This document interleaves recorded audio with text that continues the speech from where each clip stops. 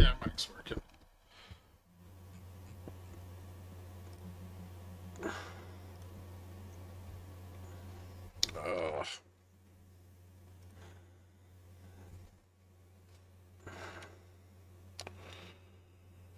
What's up, man?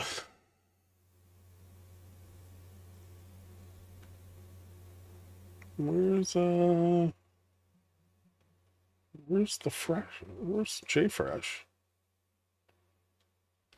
Hey, wait. I have a question. Does this sound better? Like, how much better? I'm not closer.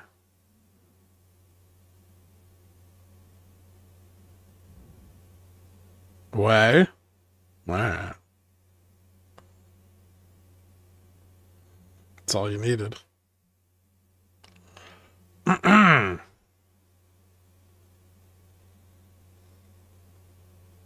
Scandalously better? I wonder what that is. What's doing that? The monitor. Oh, wait. That's not even the right one. This is the one I need to turn down. How's that?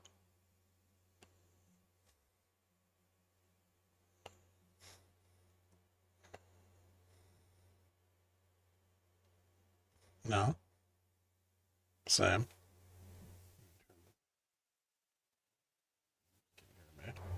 Okay, that didn't work.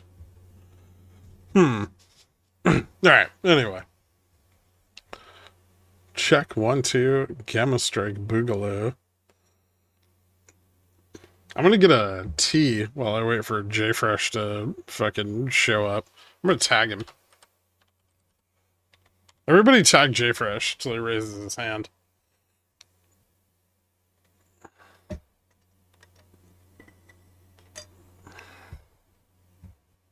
Dork's on vacation. Oh, there he is.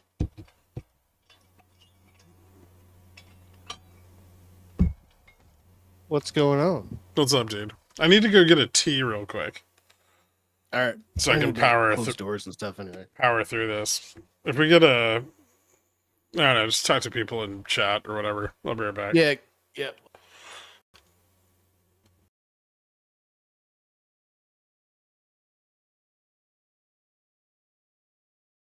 All right.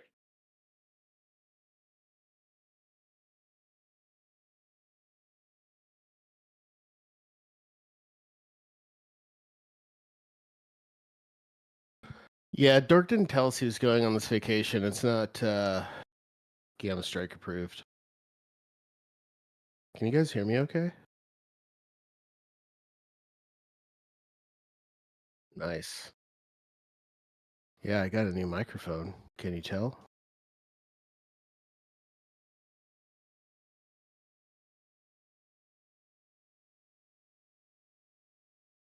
Let me check to make sure that it's actually the input before people say they can definitely tell. Yeah, it is.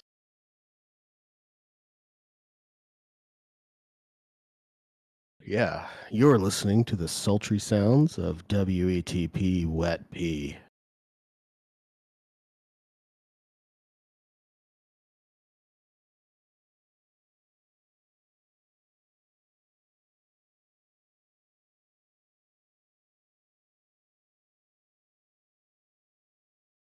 I'm gonna really miss when this is like a serious thing and I can't say stuff like that anymore. What'd you say? Oh, I was just shit posting, I guess. Nice. I was shit posting for like half an hour before I pretended I would. Yeah, I saw that. I was getting my meme on. You do that. It's cute when you do that. You get so excited. I do. I love good memes. Where do you get the? I've been wanting to ask you where you get them, but I don't like want the mystery to die. I like that you produce memes that I just don't naturally see in my usual feeds. Sometimes I make them. Sometimes I steal them from other people. Nice. Depends.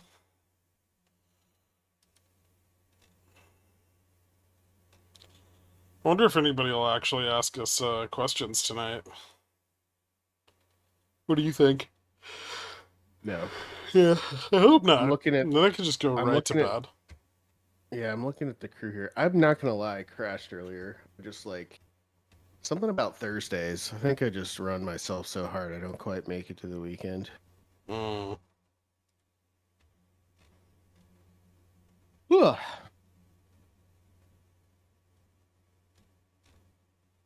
Get the chat back open. I made a meme of when you got your haircut. Oh no. I didn't get it cut that short.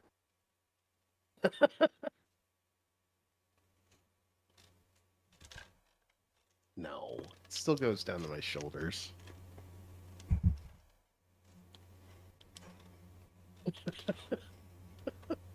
Who's the guy on the top? I've seen I this have no before. idea.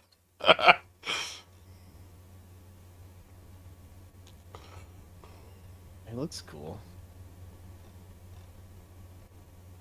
I'm sure one of the weebs in chat here knows who that is.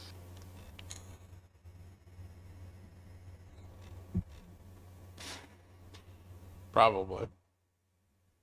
Can someone explain why the net OI on Spy looks like a bunch of up and down middle fingers? Oh, his name is Ligma. What's Ligma? Ooh. Wait, is that a real question? Yeah. Oh, Crackle. it's Grackle. What's up, Grackle? Nat OI on Spy? Well, because you're just adding everything together. And all of the interest is at major strikes.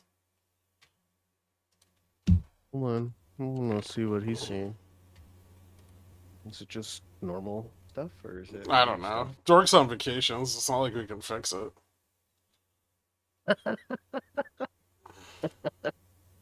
Let's see. OI. Oh, okay. I think you're projecting a little bit, man.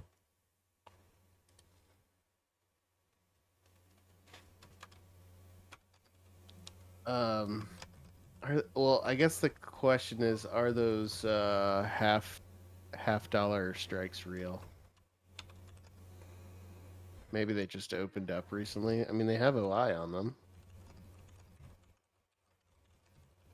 Yeah, I mean, it must be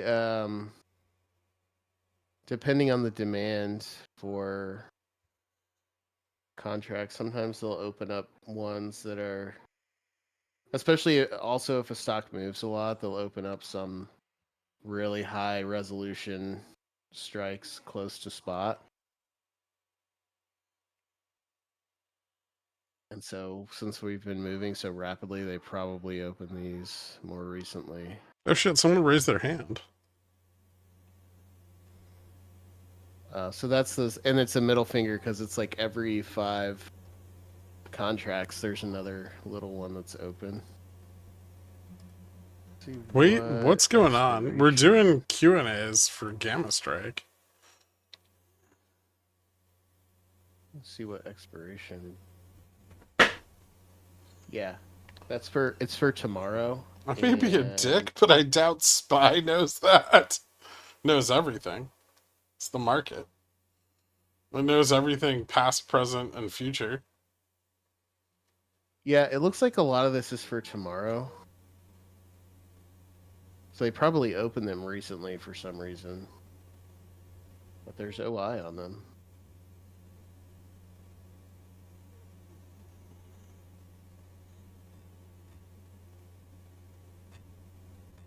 Yeah, most of them are for tomorrow.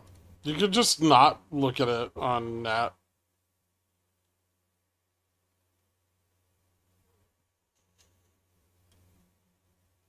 No, it's. Did I answer the question sufficiently? I think so. And move on. Okay. It's almost like every $5 strike has more OI than all the other strikes. Yeah, but I think he was asking about those little ones. Every 5 contracts, there's like a little one with almost no OI. These? Aren't those the 50 cent ones that Yeah. are on the weekly expirations? Yeah, which is Oh. tomorrow. Yep.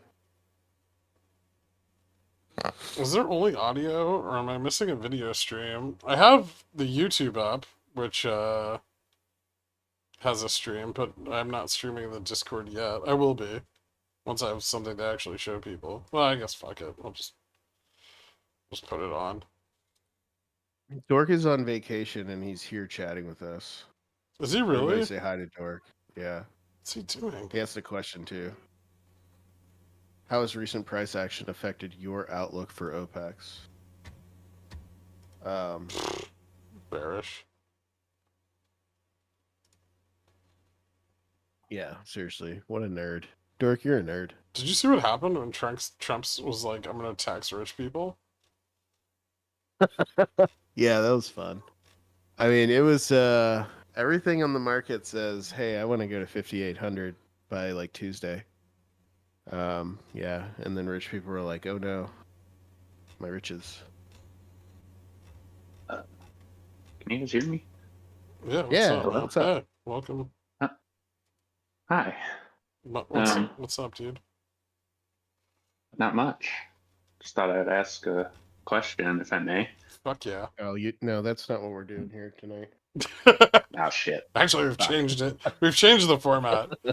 It's just me and Changed Jay the format, we Fresh just- malingering through chat. Malinger, yeah. We just sit here and allow people to ask questions and then we don't answer them. Gotcha. Yeah. Anyway, as you could probably gather by my billionaire, not pigeon whale status, I am what you would maybe call a poor, and Yeah. I've been trying to grow a small account trading SPY options during the day. And I'm wondering, since we have live SPY data now, how I should or could be using that in conjunction with, or instead of looking at the live XPX data when trying to inform my trading. Okay. Yeah, I mean, this data is new to us as well. We're still digging through ways to process it and think about it. One thing I have noticed on intraday SPY versus intraday SPXW is that it tends to be more bullish in general. So like generally the IVs on the out of the money IV on calls tends to be the skew tends to be higher than SPXW, and I think that's just because people are buying more strikes there. Now keep in mind it's basically 1/10 of the SPX in terms of impact, so you have to get a lot of volume for it to matter. But on days like like on slow days, intraday, that can give you some sense of like, hey, there's a bunch of buy pressure from maybe not the smartest money on the market, in an otherwise sold environment. So those are kind of insights that I've been starting to glean from that data. Gotcha, that makes sense. And then it's like, SPY can obviously get pulled pretty strongly in any direction from moves in the major index or futures, I'm guessing. So you- move price. This is why I don't like trading SPY. Price movement in SPY can be determined by factors that are outside of index moves. There's constant rebalancing of the nav going on, and they have like an allowable deviation from mean where they are willing to allow price to go before they hedge their nav or buy. And so like when volatility gets high or really really low, you'll notice that like SPY price action is not correlated. Like it'll start to become uncorrelated with SPX and ES. And yeah, that's largely just due to ETF mechanics and like how they choose to run the ETF. But it can be due to like any of the other various ETF mechanic factors that we've talked about over the years with people creating baskets and trying to provide liquidity for other shit in the market. Okay. So So I guess you also get a lot of hedging on SPY from dealers on underlying equities, which can also be like a bit of a distortion. Like so sometimes like the J Fresh was kind of mentioning, sometimes you'll see that like SPY is way more bullish. Like just overall, like there's more like the skew to the upsides like more pronounced, like volatility is higher on calls. All of that goes on as well, which can be kind of annoying. At least when like the beautiful thing about SPX is it's just a calculation of the like the total current price of all of the components of the S&P. SPY is not that. Yeah, it's also, I think SPX is also more more strongly linked to the futures market, and there's a lot going on in the futures market to drive price. Yeah, yeah. Almost all hedging on SPX is done on ES or MES. And Yeah, and so obviously that's why we started with the index. Yeah, as we start to expand it to other stocks, I mean, when I've been trying to get back into trading just so that I'm a better data provider. And I'll trade some SPY things sometimes when I'm not doing zero DTs. And I'll still look at SPXW. So sometimes I'll dip over and look at SPY if there's strange things happening. Sometimes if the Mag 7 is moving really hard, then you can see that show up in the single stock or the SPY, and that is large enough to kind of move the rest of the market a little bit.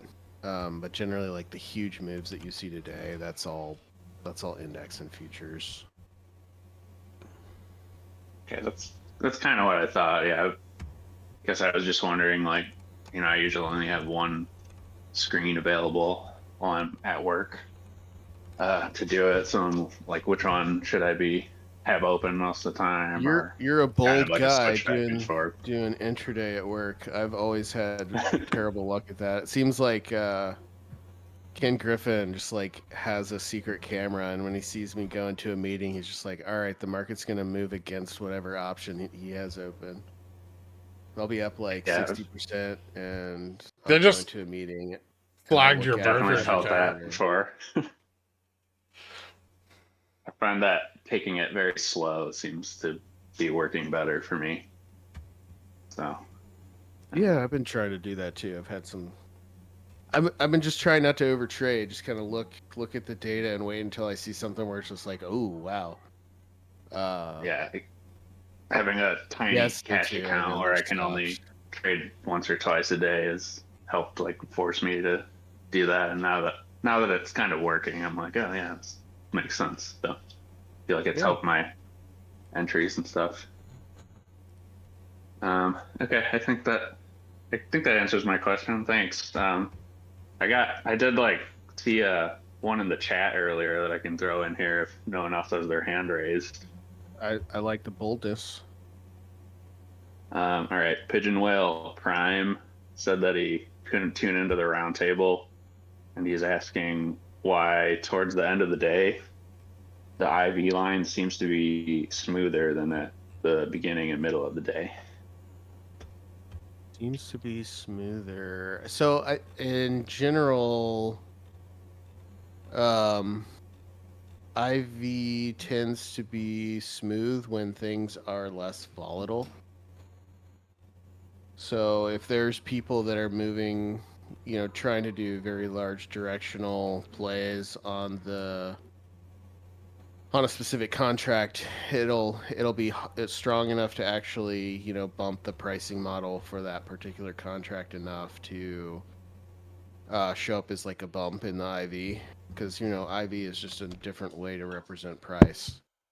Um, and so that's basically what it's telling him, is that he's finding periods where it's more volatile, where people are pushing harder on specific strikes to try to move the market, and you know, strongly hitting bid or ask to do so. Um, versus times where it's smoother, that means people are more orderly, you know, playing in the gap between the bid ask and not pushing so hard on any given contract. Yeah, I mean, it's also the out of the money IVs rise, um, and like it kind of makes the middle of the IV curve like steeper. So like Yeah, there's a charm that effect there yeah, too. into Yeah. expiry, like the IVs out of the money start just rocketing. Um, but yeah, I mean that has to do with more how it's like the scale of how it's displayed. But I Yeah, mean and we're working on that those together. contracts are just like, I mean, you get late enough in the day, and those contracts are just not. They're not going, like, they're not being priced as if they're going in the money anymore. So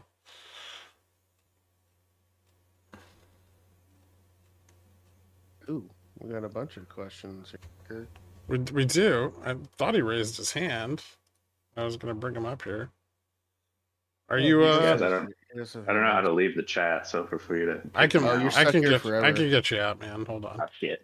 Get comfy. No. Thanks for coming up, Mr. Moneybags. What's up, Poya?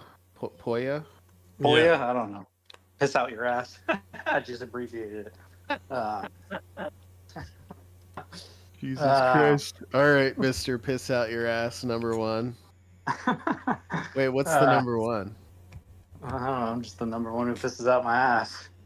I got ulcerative colitis, man. I don't know. That's the best thing I could come out with. If I'm not trading, I'm sitting on the shitter, right? Well, I see. Anyway, This is like this is grounded in reality here. a little bit, you know. Okay, I'll Keep it always real. think of that. I'll always think of you doing that now. That's good. Thank you. Awesome. And everyone else in the pickle jar, good, perfect. Uh, no, I haven't joined onto GS yet. I plan to, but kind of some of the thoughts I've been rolling through my mind is, you know, can you see the data like what we're seeing on like over across all strikes? But is GS capable of like say bringing up two different strikes or like your own strangle, kind of, you know how like option strat you build out your positioning and stuff like that? Can you kind of create that scenario and then watch the data come across? And I think that ties into my second question, where Gherkin on stream is like, you know, like holy shit, 500 contracts just came in on, you know, puts just came in. You know, someone's trying to throw down. Like, is that something you're seeing on GS, or is that just different type of data? Okay, so there's a couple questions in here. Okay. The first one being, can you? I guess what you're asking is, can you watch a particular strike over time? Yeah. So in my particular situation, I mainly like day trade zero DTEs.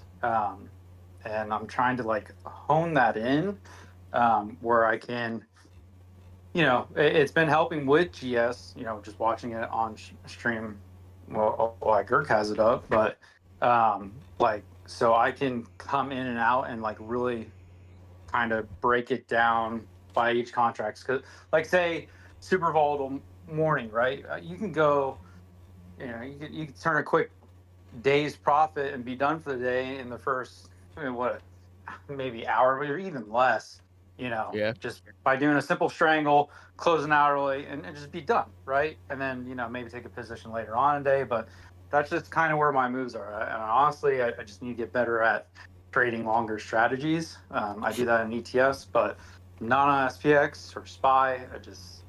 I'm awful at managing it. That's my own management. I need to learn how to do it better, paper trading it. But so, I guess that's where I'm coming to this question.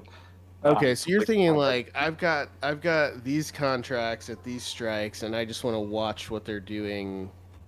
Yeah, like over time. where's other people moving in on it? Like, is it,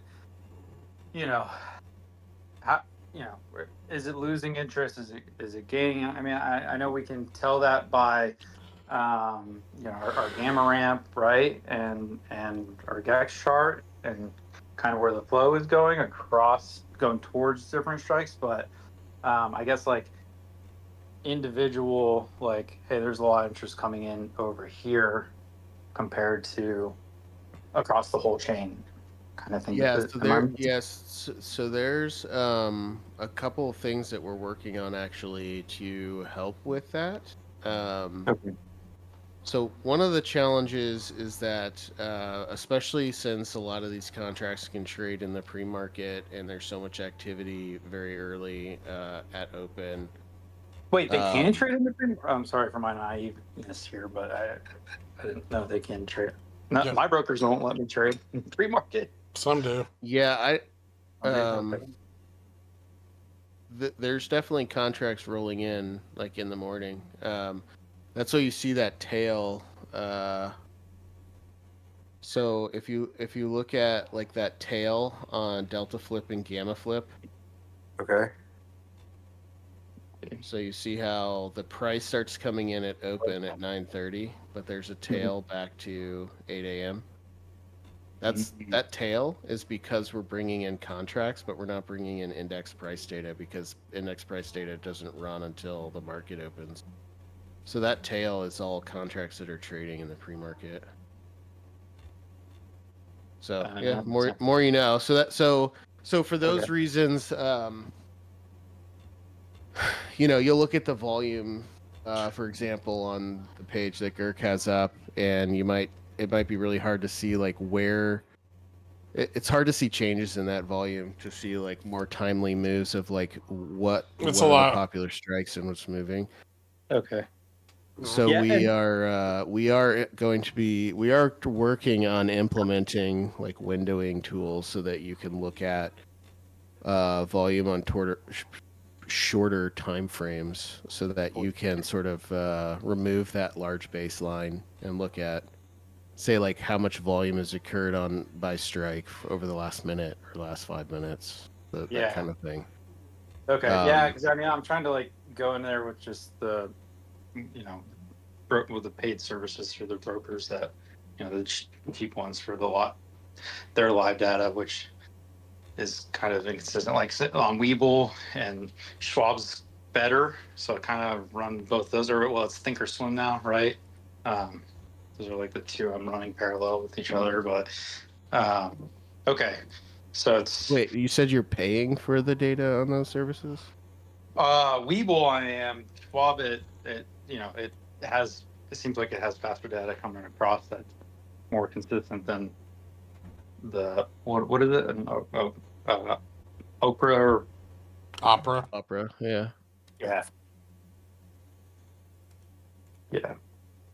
We're always interested when we hear people are paying for other services, because the first thing we think is, how do we get those people off those other services? There should only be need for one. Yeah. So, and that's a great, third question of mine then. So like, your GS is now doing what buying that on that monthly service on Webull for their live data.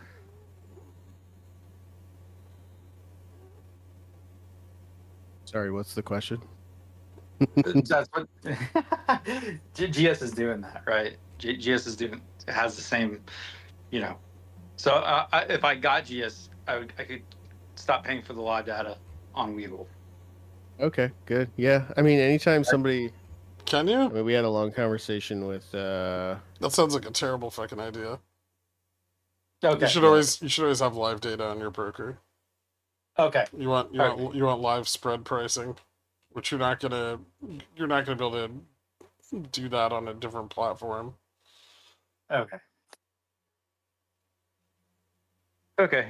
Maybe one day we could fully replace all of that, but that would require But you're taking in trading. and out of the contract chain. You need to. That would You it would gotta have require it there. it would require trading through the app, Yeah. like through Okay. Gammastrike, which we're not there yet, not for a long time. Yeah, I mean, there's real consequences of brokers have they're middlemen, right? So they have their own little distortions they add on to pricing. So it's usually a good idea to have that if you're trading it. I don't have Webull, so I'm not familiar with what they provide or not. I'm still on Active Trader Pro, just screwing around with that, and they seem to provide pretty good timely pricing of everything. Yeah, Fidelity is free for data, but Webull charges, which is why they Yeah, have. I But see. Webull also has no commission on a bunch of different contracts. So Little of this, a little of that. yeah, Yeah. it depends on like how much volume you trade. But like if you trade like a shitload of SPX or QQQ, I think Webull has no commissions on them. So I mean, like paying $9 or whatever it is a month for data is worth it. Yeah. Yeah, Okay. it would be. I get one more question, if I may. In this last week here, through these, this uprising, there were like several days, at least, actually, majority of the days, it seemed to me, like you're looking at the Gex chart, and like, we're at different strikes now, but I guess, what is it? Would that be volume? At each strike, and then you have your. Do y'all have that? Can you rewind to like today's point? It just seemed like, where there was just an influx of, trying to keep pushing to the upside. Like it was just similar each day. Like it would drop down, and then that still remained there, and they keep pushing back up into that. But it, to me, just by memory, like, man, that looks just like it was yesterday. Here we go again. Like it. Is there similarities in that we can capture, or be like, hey, this. Are you talking about like This looks familiar. positioning structure? Yeah, exactly. Sure, but I mean, it's still affected by incoming orders and Right. momentum and all of that. So you might run into a situation where all of the positioning is identical to all of the positioning at another time, but price goes the other way because of momentum or news or Right. future sellers or profit taking. And there's just, I mean, it's better to just understand the lay of the land and play the levels as they're realized than to try to be like, oh, this is the same, I'm going to play it the same way and get blown up. Yeah, which okay. Well, that clears that up then, because sometimes it works, but I Sometimes meant it the getting doesn't. blown Yeah. up. Yeah, no, it this week sucked, man. So It's been a weird week to trade. It really has. I wish I just Yeah, said fuck out. I stepped back. I traded 2 contracts this week, and I was going into FOMC. I was like, I don't want to touch this, and looks like it's been a roller coaster. Yeah. I do have to say, man, trading in high VIX. I don't like this low VIX shit. I'm just making a lot of money. Yeah. This is wait until it gets back into like the VIX 12. Oh no, that was God. I was pulling my hair out. I was like, why am I Almost doing like a this? year. Let me get back to It's work. like a whole year of our life just gone. Yeah, that was fun. But yeah, like in trying to understand how to trade low VIX, like that type of area. Like it can GS train you, like how to visualize conceptually. I don't know. I'm a visual learner, man, and GS has been helping me like understand market mechanics better, and as well as reading along and like going back to, you know, definitions on things. I'm like, oh, okay, now I'm seeing it move, and where, you know, how a position happens, and like what you said, momentum and everything else goes along with it. But like certain scenarios that we've been seeing, like VIX 12-13 versus VIX 22 versus VIX freaking 30. You know, it's like it definitely a consistent lay of the land on how it moves. Like, yeah, bullish, bearish, but it's still moving in, you know, a particular way, up or down. The contracts move that way. Price wise too. Like that's where I get burned up. I'm like, oh shit. Do I take the $20 and leave it, or, you know, spend 100 and, you know, and then, you know, theta just decays like freaking, you know, much faster, it seems. I mean, that's the thing on 0DTEs is that theta is Yep. such a harsh mistress. The contract moves against you at all, and unless you have a high tolerance to wait, like even if it usually what I found when I screw around with 0DTEs is you've got to be willing to cut it quick, because once the market moves away from you, just the time it takes to mechanically go back the direction you would like it to, you've already lost so much theta that you need such an extreme move to compensate. You for that basically loss have to that go you back almost never in the money. I think it almost never have. So you got to just cut them quick when you're wrong. Yeah. Okay. Yeah. I've actually had some success where, like, if I'm wrong, I just cut it and then immediately go the other way. Right. Yeah. No, that's worked for me a couple times. And like this week, I learned, I was like, man, it was like, you know, the movie Inception. I had a hedge within a hedge within another hedge, you know, and they all just got burned up. I was like, how in the absolute fuck did I not at least recover a port? Like, I lost them all. I was like, well, you should talk to Nietzsche. You should talk to Nietzsche. He's been dropping his toe ring gangs lately. He's been legging into some weird shit. I'll reach out to him. Yeah, I was just like trying it out. I was like, I mean, if I hedge properly enough, it should be fine. Now, it'd work much better if I was on margin. I could, you know, sell contracts. Yeah. Along with this and do condors. I can't. I'm not there. I'm blocked out of that. I'm ruined on all my accounts. So and my wife does not let me right now keep that much in. So until I refund the pot, you know. Fair enough. Yeah, it's I've found myself just screwing around with my small contract, my small account, my DGen account. The small account, it's harder. You have to take more risk. So. Yeah, it's nuts.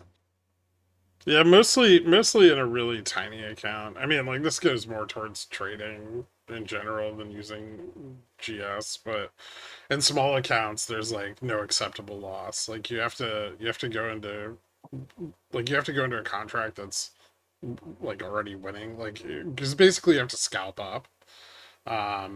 Until you have like a decent base and you can buy better contracts. And those contracts, it's like zero. It's basically like zero drawdown, only gain until you get. I mean, especially if you're starting with like 1,000 or less, you've basically just got to like buy a contract. If you bought it the wrong time, you get stopped, and then you can like try again later. But like, if you're in a cash account, that means you're not trying again until the next day. Which people hate because they, you know, greedy and they want entertainment. But I mean, that's like when I've done those like 250K accounts, it's almost or like $250 accounts. Sorry, it's almost better to like start with something like MES or NQ because you get way more trade opportunities, even though you're like total returns are significantly less than what you'd get off of an SPX contract.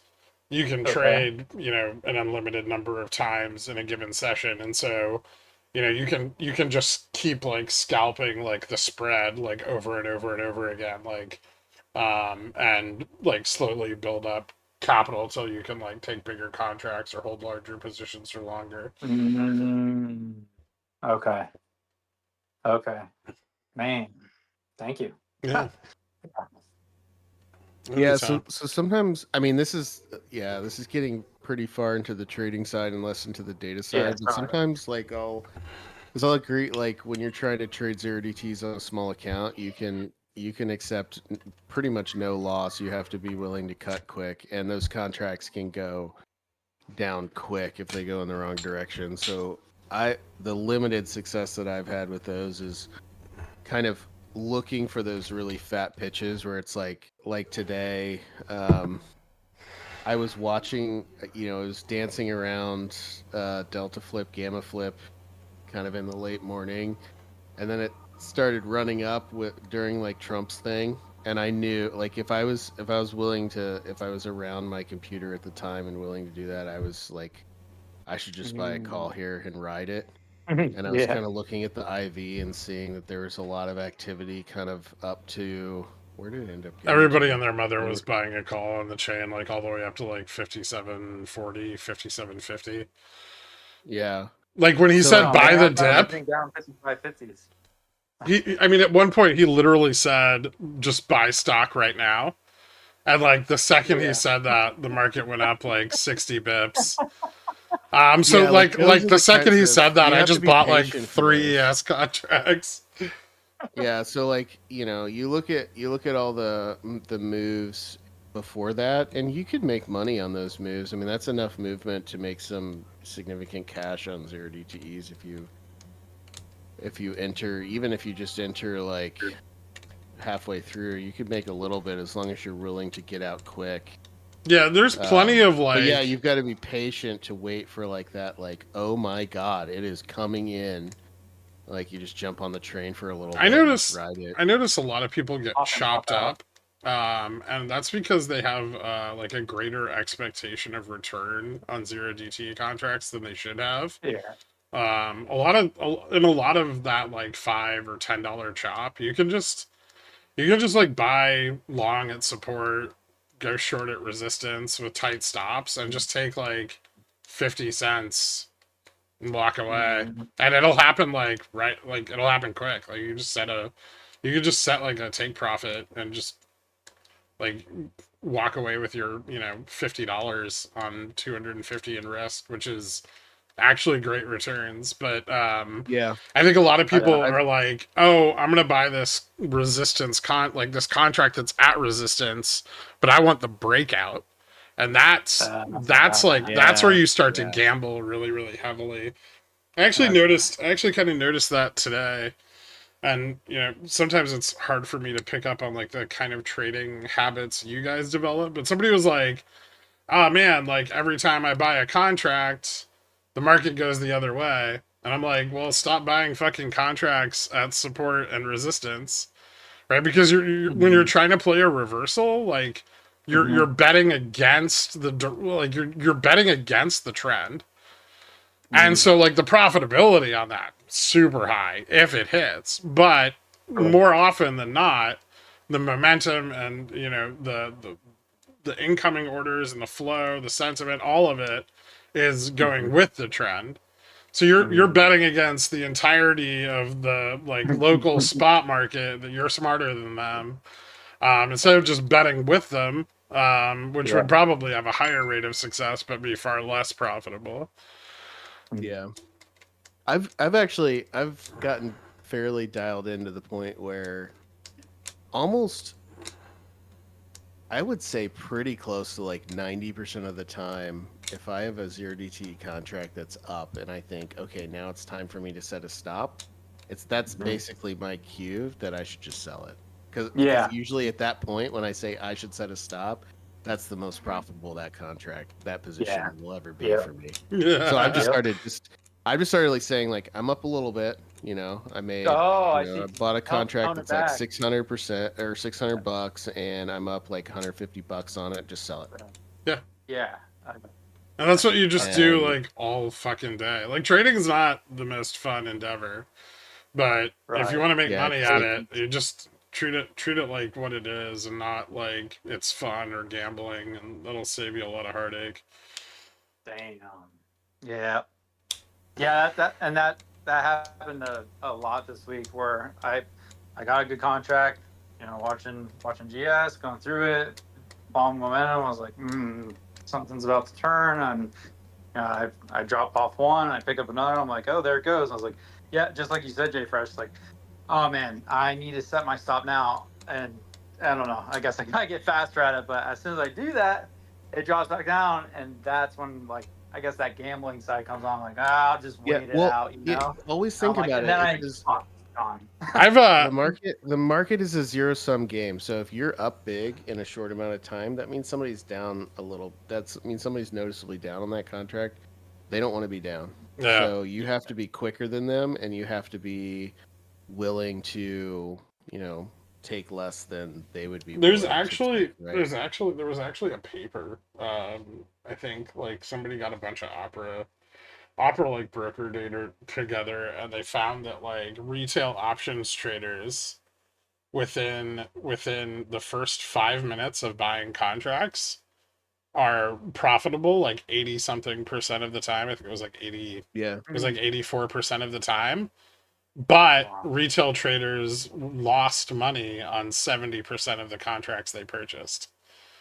Which means that people's intuition is actually really good. Yeah. But people's greed gets gets the better of Mhm. them more often than not. Mhm. And so yeah, I mean just taking those like 10, 20 I mean 20% on a fucking $800 contract is not bad for a few minutes of your time. You know, Right. you don't need to fucking hit it big. Like and if you're hitting it small, eventually Mhm. you will hit it big. Like eventually Right. you'll Yeah. move that stop up and the stock will just launch off, and you know, you'll make 300% or 400%. You'll get those big wins, but without taking the risk of the big drawdowns. Like it's about I mean, trading, much like investing, is kind of about time and exposure in the market. Like you can enter 100 contracts, and if you don't lose any money on them, you're flat. Mhm. But you know, over the course of holding those 100 contracts, some of those are gonna do really well, and it's the opportunity cost to, like, every time you buy a contract, you're paying the opportunity cost to hit that contract that does that. And your, you know, your drawdown is the amount you're willing to risk for that contract to do that thing. But if your drawdown is the entire value of the contract, you're just going to lose all of your Yeah. money, You're done. and then you can't get exposure anymore.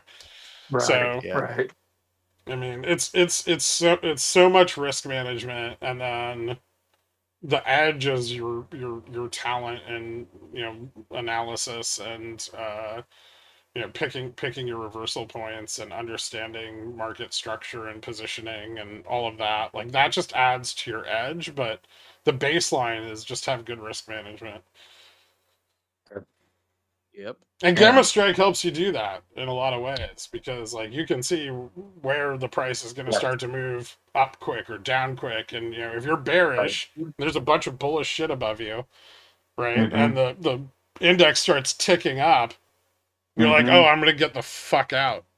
Mm-hmm. Yeah. Like I need to like switch long, or I need to close this shit because I'm about to get Yeah. burned. Yeah, no, I am really excited to join onto GS because, you know, watching it through YouTube, and I know it's noticeably helping my trading because, and I'm watching it on, you know, whatever second lag there is. So some of these are, you know, it moves quick, and you know, I'm still like trying to like, oh shit, look at that, and that's because you just have the GS up. So I mean, that's I do keep the live stream. Like I used to do it back in the day for like transparency, but I've always kept Mhm. the live stream with like there's no artificial delay on it. So whatever the delay is, I mean, it's like a second barely. Yeah, yeah. Thanks, Well, then it's like Invictus. my internet connection. It's if I go off and I'm, doing work on, a PDF printer or something like that, and I come back to it, and it's like, oh, it's not live anymore. What the hell? I have to hit the live button. Yeah, so got to get that in my It happens arsenal. to me too all the time. I hate that. Well, thank you for your Google's been time. really, Google's been really running the ads a lot too, which screws everything up. Yeah, they have. They've Their definitely gotten stock's really- down, so they got to get that ad revenue up. They're getting desperate.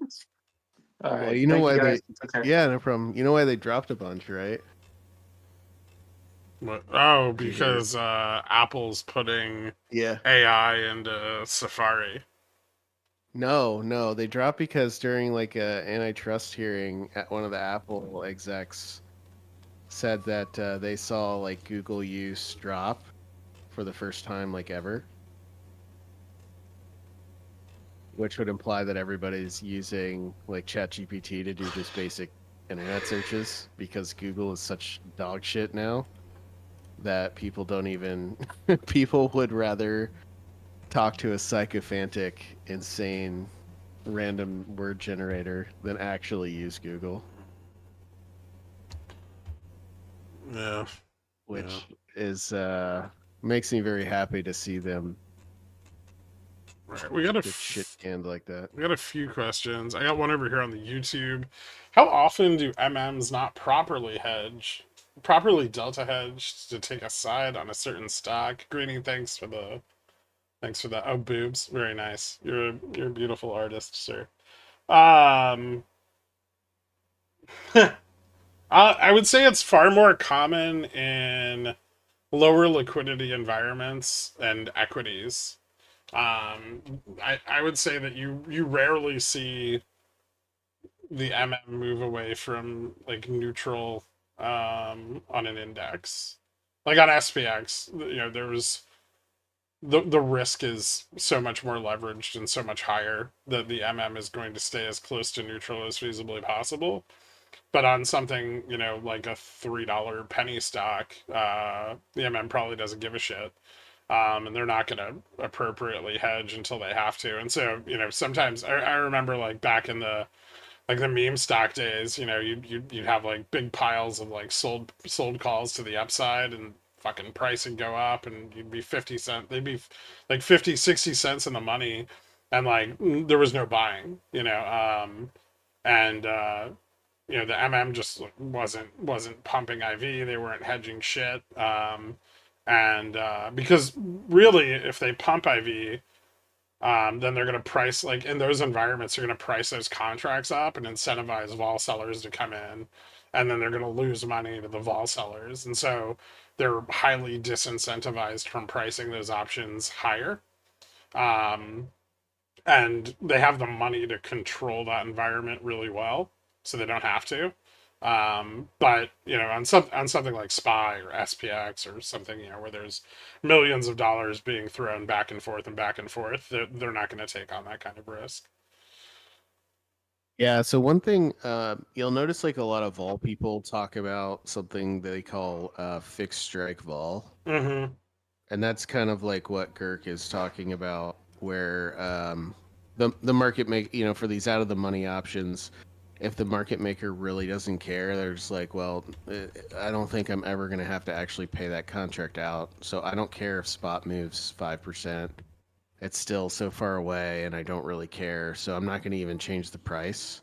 So the volatility of that strike doesn't change as spot moves around. So sometimes people will look at that quote unquote fixed strike vol to kind of see places where that is meaningfully changing, because that shows that's where like there's a lot of pressure to stay very hedged versus I mean, fixed strike vol is also used in like a lot of risk management too, because it Right.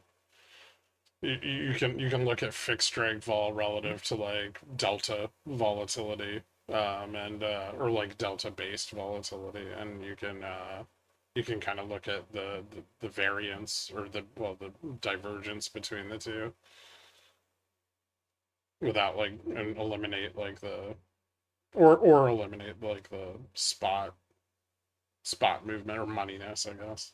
Better way to put it. Yeah. Well, it looks like We have Meganoth has had his hand raised for a while. we actually had like 3 other people in here, but they disappeared. But before, I think before Dega, there might have been one other question. Oh no, Dega's next. Okay.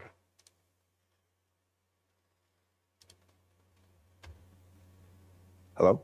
Oh yeah, sweet. Hey, My mic is working. what's up? Hey, Dega? what's up? How you doing, dude? Hey. So on the Greeks by strike page on live, on the gamma curve with the gex flip, like how the fuck am I supposed to use that intraday? Wait, which? On the Greeks by strike page for the live GXS? Oh, this? Yeah, the bottom right. Oh, the curve? Yeah. It's just a kind of, we just have it there to show you where spot is relative to the curve. Because that's the whole Oh, chain okay. curve, not 0 DTE. Oh, okay, okay, I got it. I got you. Yeah. I got you. All Um, right. I guess we Go can ahead. plot that, but that would be harder. Well, I guess Okay, we go already ahead. do on the live data page. We plot that like zero gamma on the other page. Okay. But okay. yeah, that's that just so was you can see, like on bigger move days, so you can see where you are relative to the rest whole of the chain. chain. Yeah. Yeah. Okay. And my last question is, does puts cost the same like shares? Oh, you bastard. Read the docs. Yeah, they do. They in fact do. All right, thanks, guys. You got it, It's man. in the docs. It's in the frequently asked questions.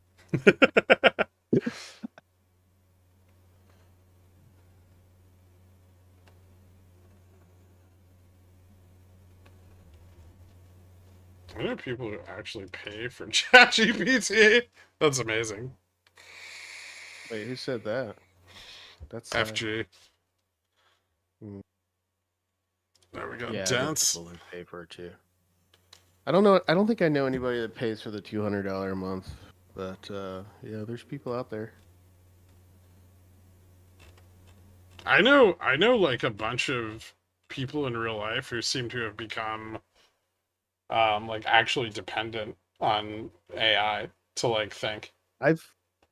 Yeah, I don't run into too many of those people. I think probably just because we're in the business of thinking, so Yeah. we typically reject that hypothesis, and I'm around people that do. But yeah, I'll talk to like friends and stuff, and they'll talk about how like they have coworkers who just are just addicted to it. Like they talk about AI addiction, Oh, which Jesus. is yes, we can. Which is a symptom of the larger thing that I've coined the AI delusion syndrome, or AIDS. Hmm. Yeah. Nice. I've seen your Twitter. Yeah, my Twitter is a cesspool of AIDS.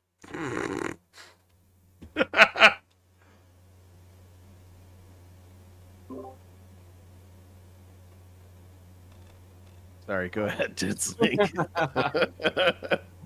Thank you for taking up that time as I got my mic to work. Gurk, I have a question for you. What's up, man? When you say, when you're on stream, when you're talking about like, if we hit this strike, volatility is going to go up. Can you talk a little bit about like what you're looking at when you're saying that? The IV curve. Is that it? Because I mean, like Yeah. I've tried to look at. I mean, that like, when you say that. in my head, I mean, yeah, we're displaying like IV relative to moneyness, but in my head, I'm thinking of the fixed strike vol and its effect on like volatility on further out of the money contracts. So you can generally see like when spot is somewhere, right? Like vol will be fairly flat on the 2 strikes on either side of it. Sometimes the 4 strikes on either side of it, but like eventually you'll see a point where volatility, like if you're looking at this chart I'm sharing right now, if you look like here at 56.50 and then 55, you see how the like vol starts to slope up faster.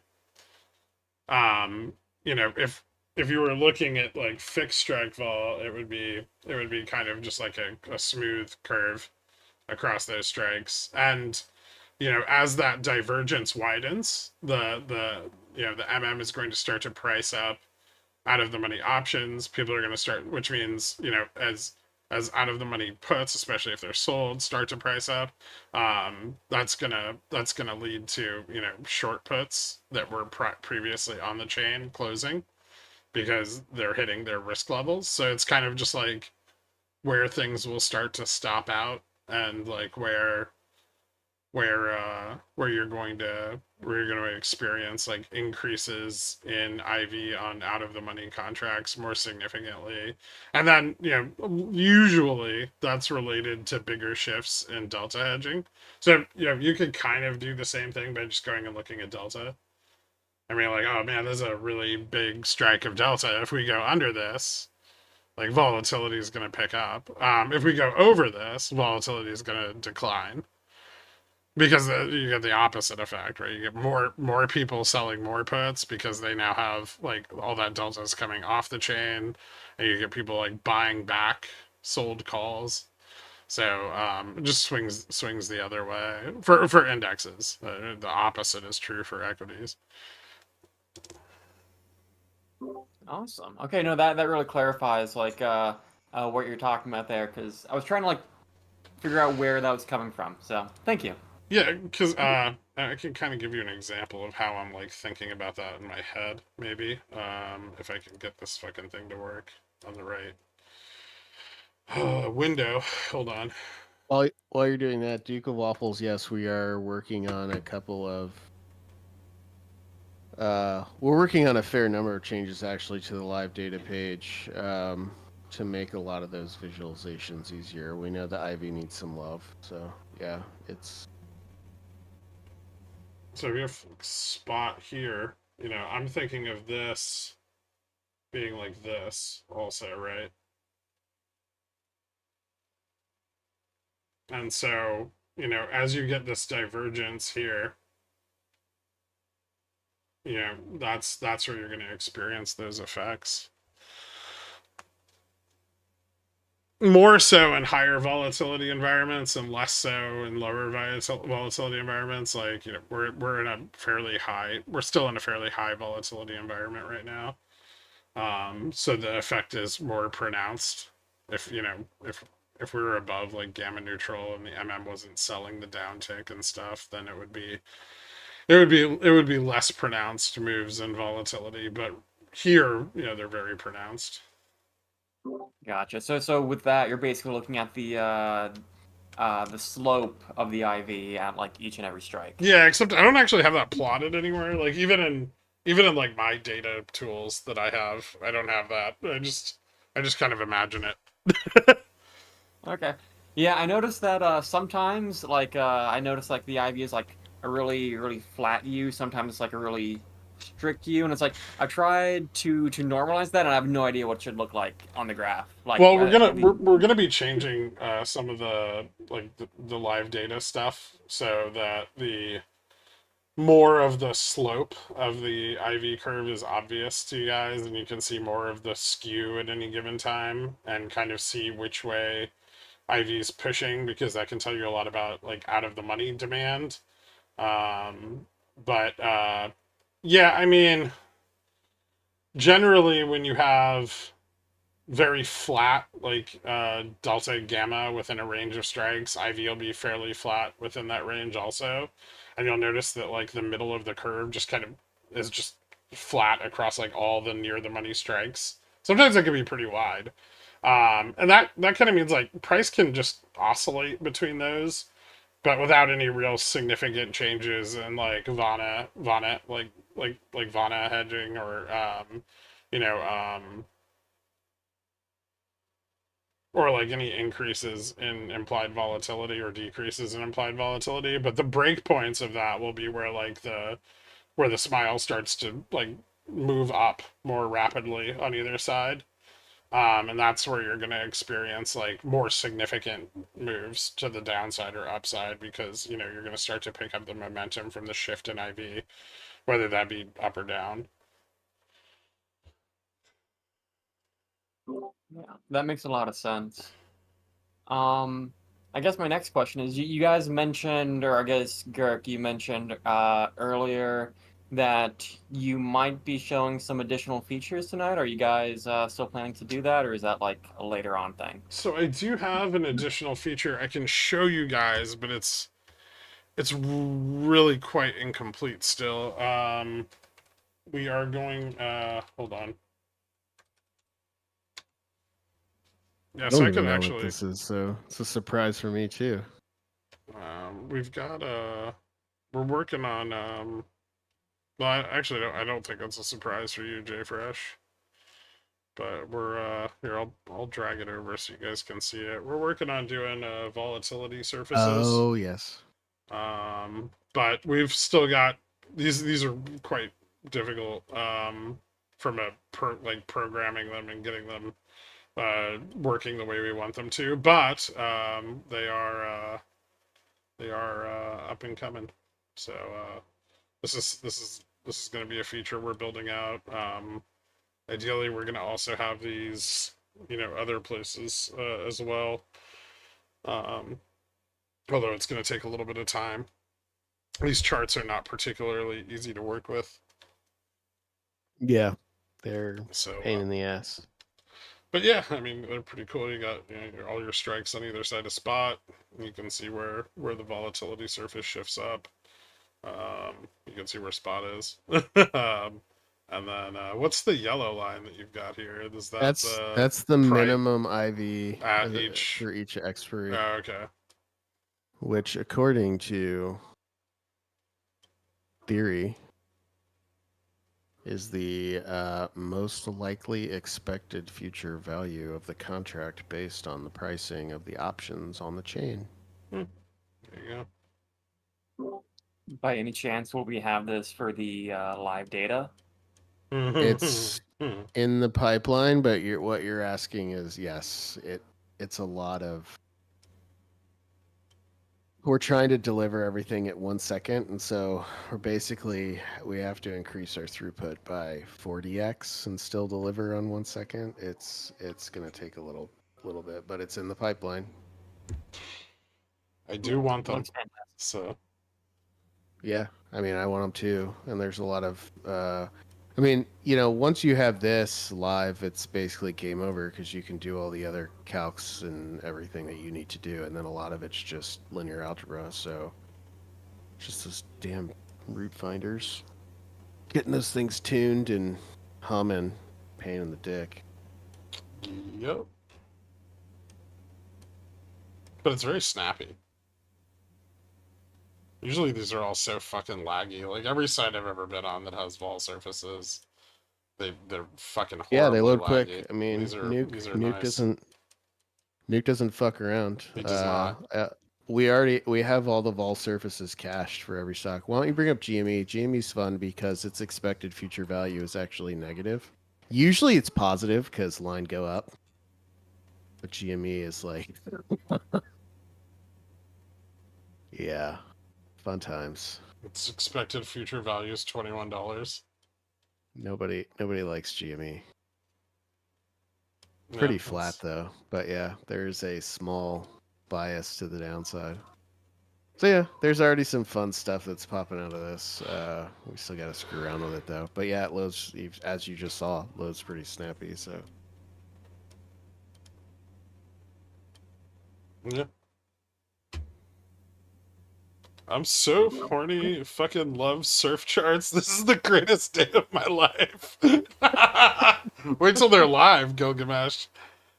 oh my god, wait till they're 24 hours in live. Like people are gonna be waking up at 3 a.m. to get on our website, which makes me feel a little bit like Mark Zuckerberg.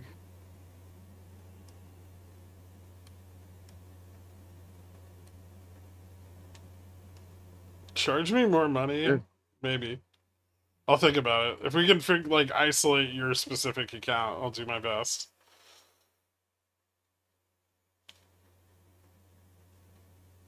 Send me your email. that'll help me. All right. You good, Dents? Yeah, those are the two main questions I had. If no one else has any questions, I might pop on later just to ask another one, but Okay. I'm good. All right, man. Will you need an AI chip to run that? No. Thanks for I mean, thanks for any hopping on. parallel processing, you can do parallel processing on anything, but And Greedy's got another one over on the YouTube. He would like to know, is Ivy pumping or is pumping Ivy or Ivy Crush the best way an options MM can manipulate options pricing or more to it? It's literally the dial that MMs have to control the pricing of their book is IV.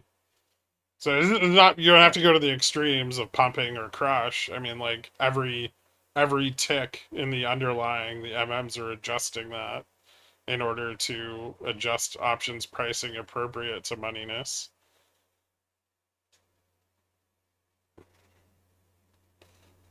yeah, IV is price. Read the docs. Yeah, you should hop on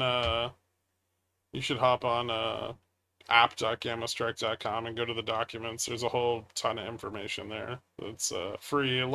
Covers a lot of the basic stuff too. Yeah, someone just asked if I'm going to update the docs. Yes, it's Yeah, we on will the be. list. We will be adding more information in the docs. Can you look into my question about Microsoft related to GS I sent on Discord? DM me? Jesus Christ, I have so many Can you fucking just ask the unanswered. question again? I have so many unanswered DMs. Oh wait, I found it. Alright. Man, I'm getting behind. Usually I don't. Microsoft closing the day below 440. Hold on. Let me pull up Microsoft here. Ooh, fancy. Alright. Microsoft closing the day below 440 should be pretty bearish. Going into the end of the week. It's pretty well supported. Under 440. There's definitely gamma. Ooh. But the gamma for this week's not great. Too many delta. Oh. There's an awful lot of positive delta to the downside. Microsoft's like topped out. That's so fucking weird. Look at that. Do you see that, man? JFresh? What am I looking at? Microsoft's upside delta into the end of this week. There's fucking nothing. Oh, let me see. It's just like 450 and it just disappears. OPEX isn't much better. Yeah, I would say that a lot of people aren't betting on this going higher than 460 anytime soon. You get further out, there's more, but you gotta go way further out. Yeah, it looks like. Yeah, it could be a little four- bearish. I would say it needs to 450. lose 35 though, and that's where things will get locally bearish. Mhm.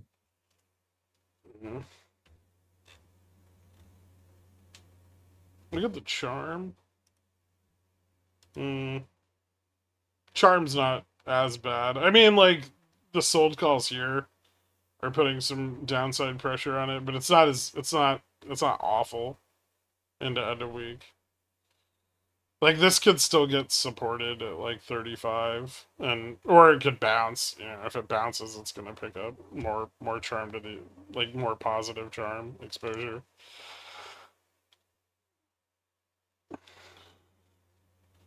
Gammastrike Game of the Year 2025. We got any more questions from anyone?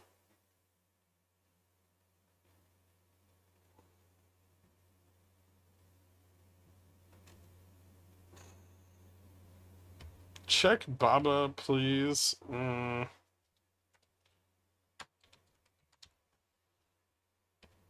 You could check Baba.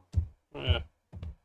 Baba's got like support at 25, resistance at 130. Looks range bound a bit.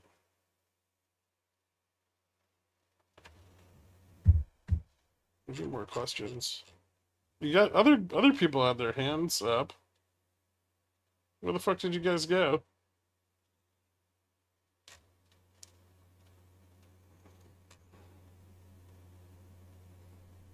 First Pickles picks in 6 months. This hasn't been that long.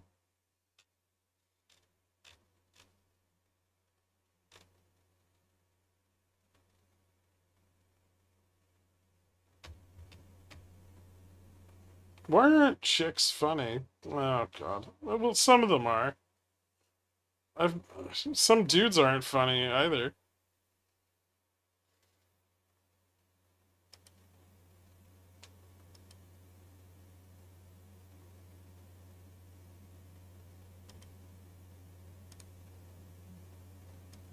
Did Jen delete all your messages? Wait, did you ban him, Jen?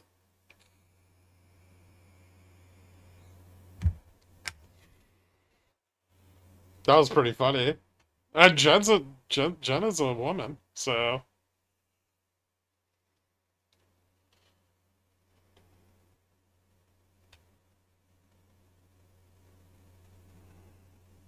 Slay Queen.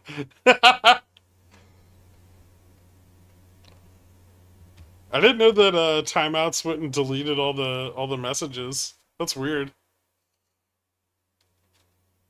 I like that Jen's picking up her moderator powers and abusing them.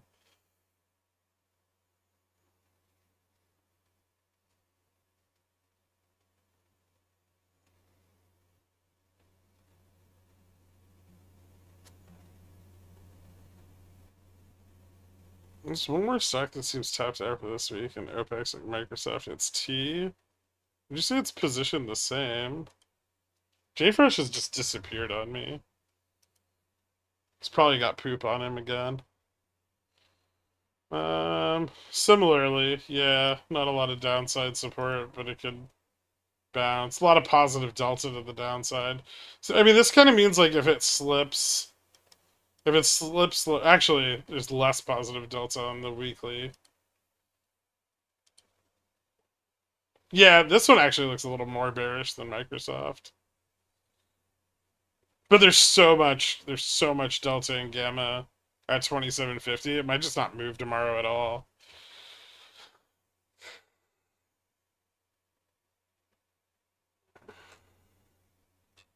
Okay, I'll be a good boy. I like the punishment. Welcome to the pickle jar. Hood looks topped out. Okay, I'm not doing live pickles picks right now. You're supposed to be asking me questions about Gammastrike. Someone get up here while JFresh is gone. I can answer their question and he'll never know. Alright. Get your last question in, Dents. What is it, dude?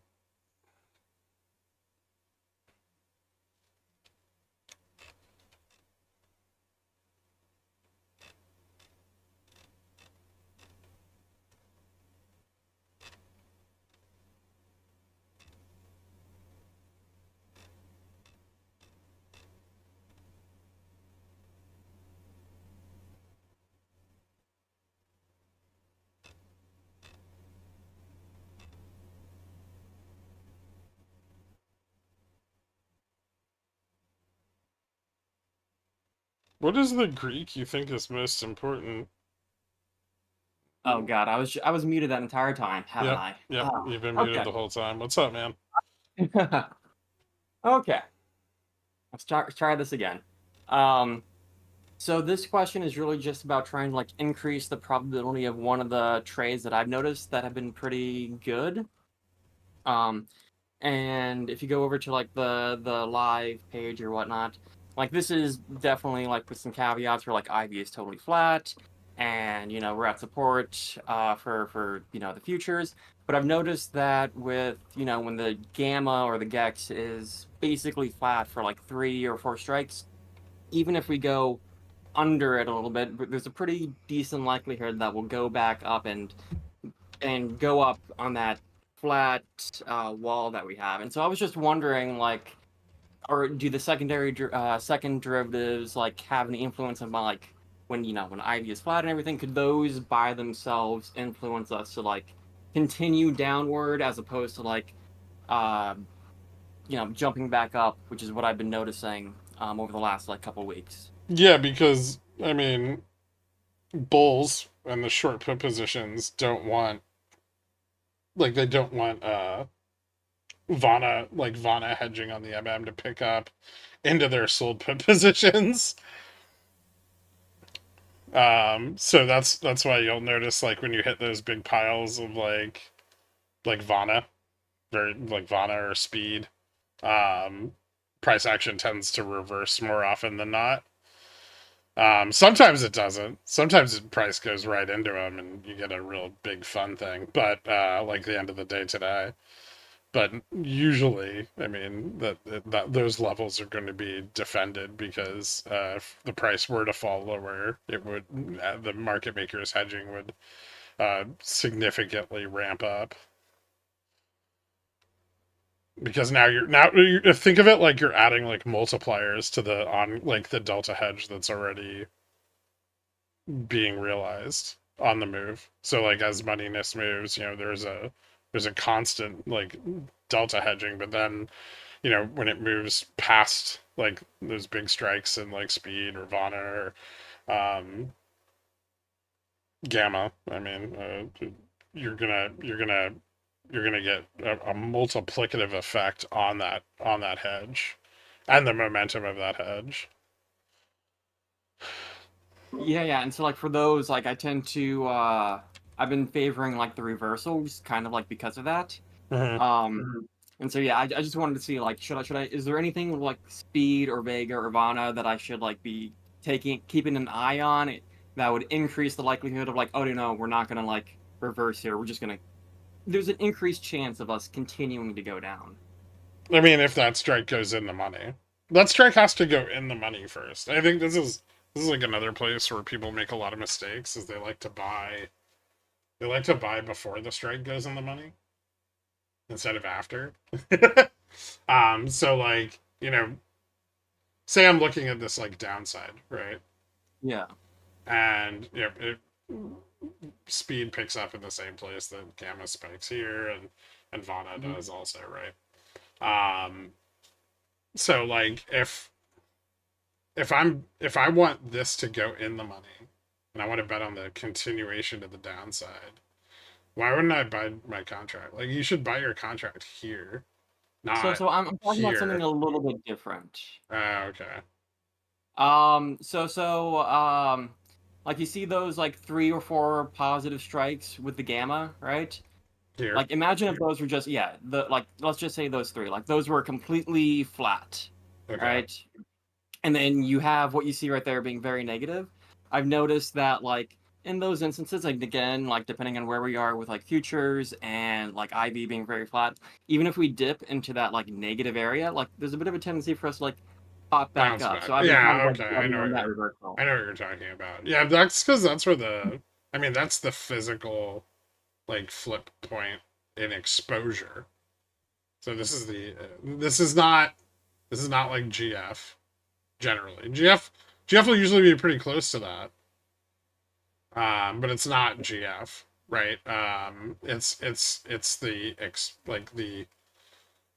this is what we would generally call the flip point.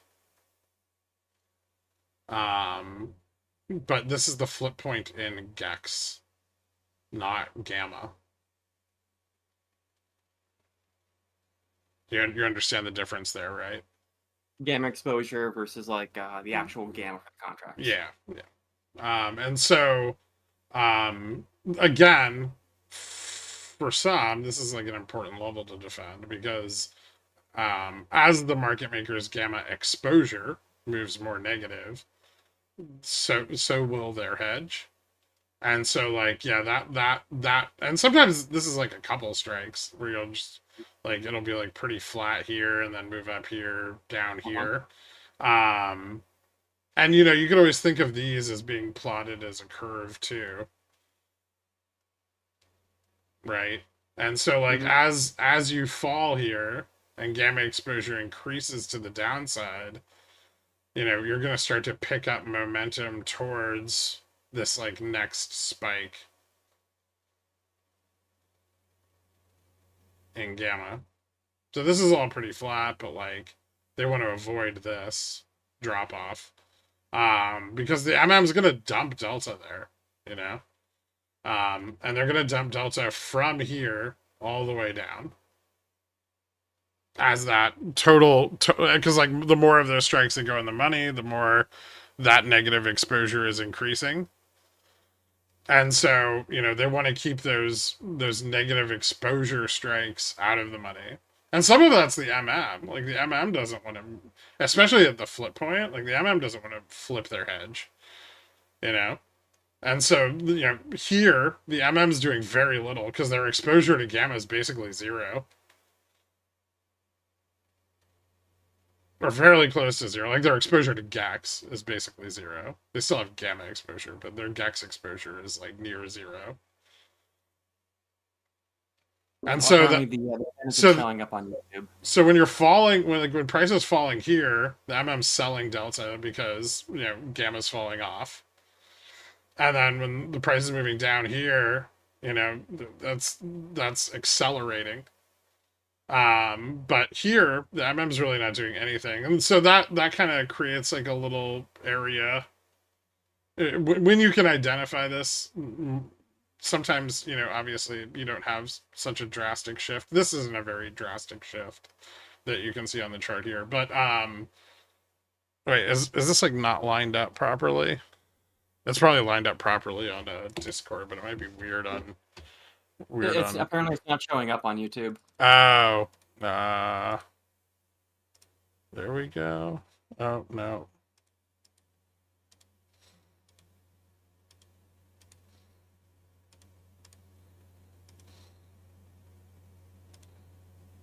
There we go. Yeah, so, at that point, which is, it's kind of hard to get Epic Pen to line up properly on websites, but let me try that. There you go.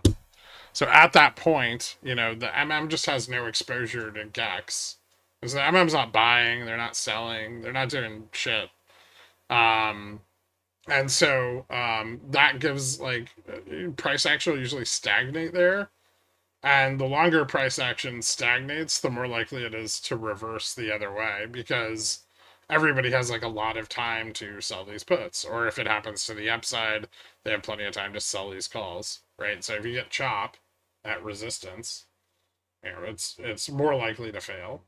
Or, vice versa. If you get, chop at support, it's more likely to bounce. This is the options version of that, because the MM just goes flat there. They're not doing shit.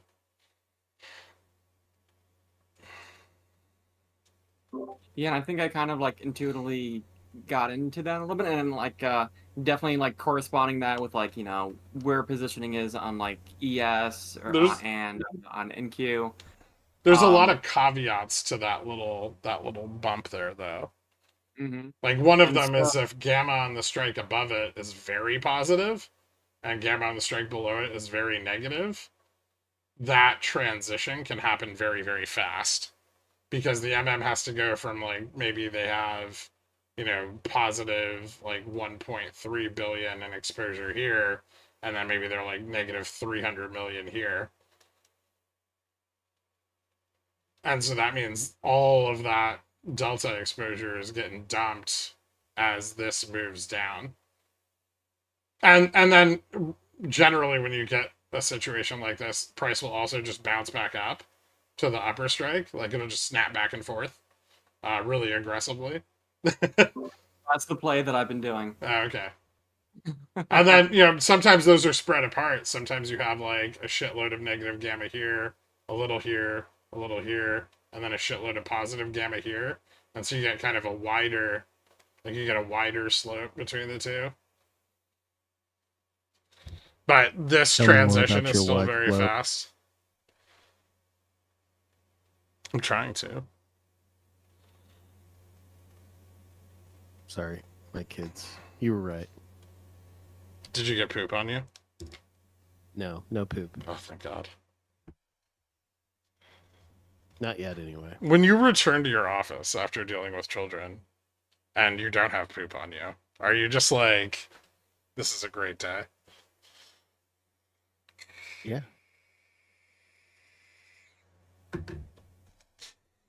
That's beautiful. Yeah, some days you just think it's nice that I'm not covered in poop. Yeah. No, I like it. Some days you are. It's horrific.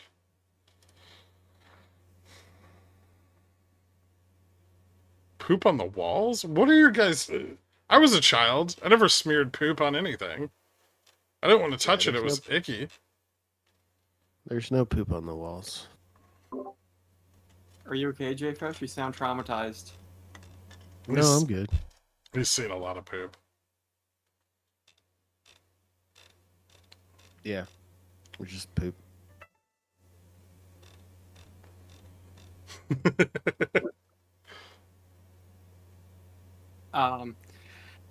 Okay. Going back to this real quick. Everything that you said, are there any influences that I should be keeping an eye on as far as like Vega and speed go that could like increase the likelihood of, barring like any outsized positioning, anything weird going on with IV skewing? Is there anything like I should be paying attention to with like Vega and speed that would increase the likelihood of like a continuation as opposed to like a reversal back to the positive gamma in that circumstance, Skirk? I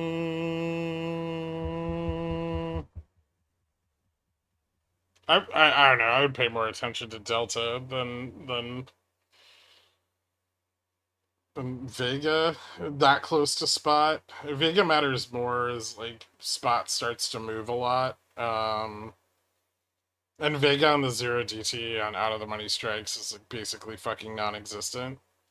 Unless volatility is super, super high. I would say on days where there's like a lot of event vol and stuff, or like spot IV is just insane, then yeah, sure. Welcome to the cult, Greenie. Well, I thank you guys so much. I appreciate it. No problem.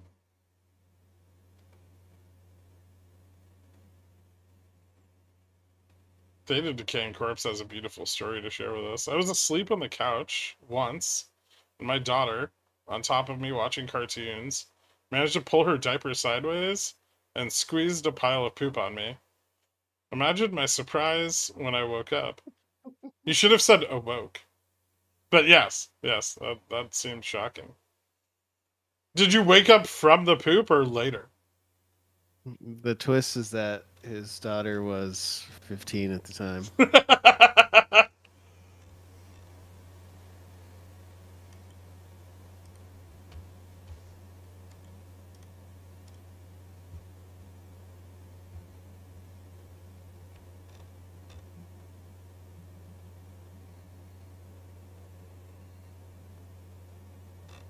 All right. We winded down. Yeah, I guess we don't have any more questions. These don't have to be 3 hours long. You know, Yeti Meister and Yeslander have questions, but they're too afraid to come and ask them. Well, there's always next week. They had questions earlier this week. Yup. At least he's honest. I did not say J-Fresh and Poopy were similar. I was talking about J-Fresh and Poop. Like the human excrement, not the human excrement. Ooh, wait, hold on. Don't kick him while he's down. I know. He likes that. He's having a rough go of it. Is he? Well, we thought he liked it, but I don't know. I don't know anything anymore. He keeps telling us every day that he's going to leave any day now. Yeah. He's leaving on the 22nd. It's going to be weird when he doesn't. You think so? I think we should just all let it go. Just let it happen. Don't mention it. He'll just not leave, and then, yeah, that'll be that. Are you going to miss him? No, I blocked him like a week ago. It's been great. I miss who he was. Yeah, yeah. He got Trump delusion syndrome. He's got a severe case of TDS. Yeah.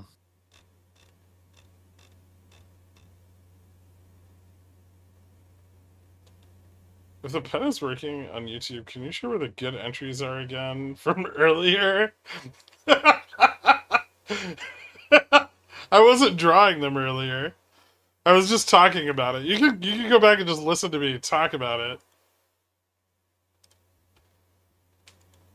No nuke this week. Gilgamesh. I think Gilgamesh is finally done Hey, jerking why are it you to the ball posting pictures surface. of me? Don't post pictures of me. Sorry, I had to go to the bathroom for a solid 30 minutes to That's get okay. out of that vault session. Oh, are you another Poya? Who? Oh, the guy that was in here earlier. Is he still Pee here? out your ass. Number 1. Are you Poya number 2?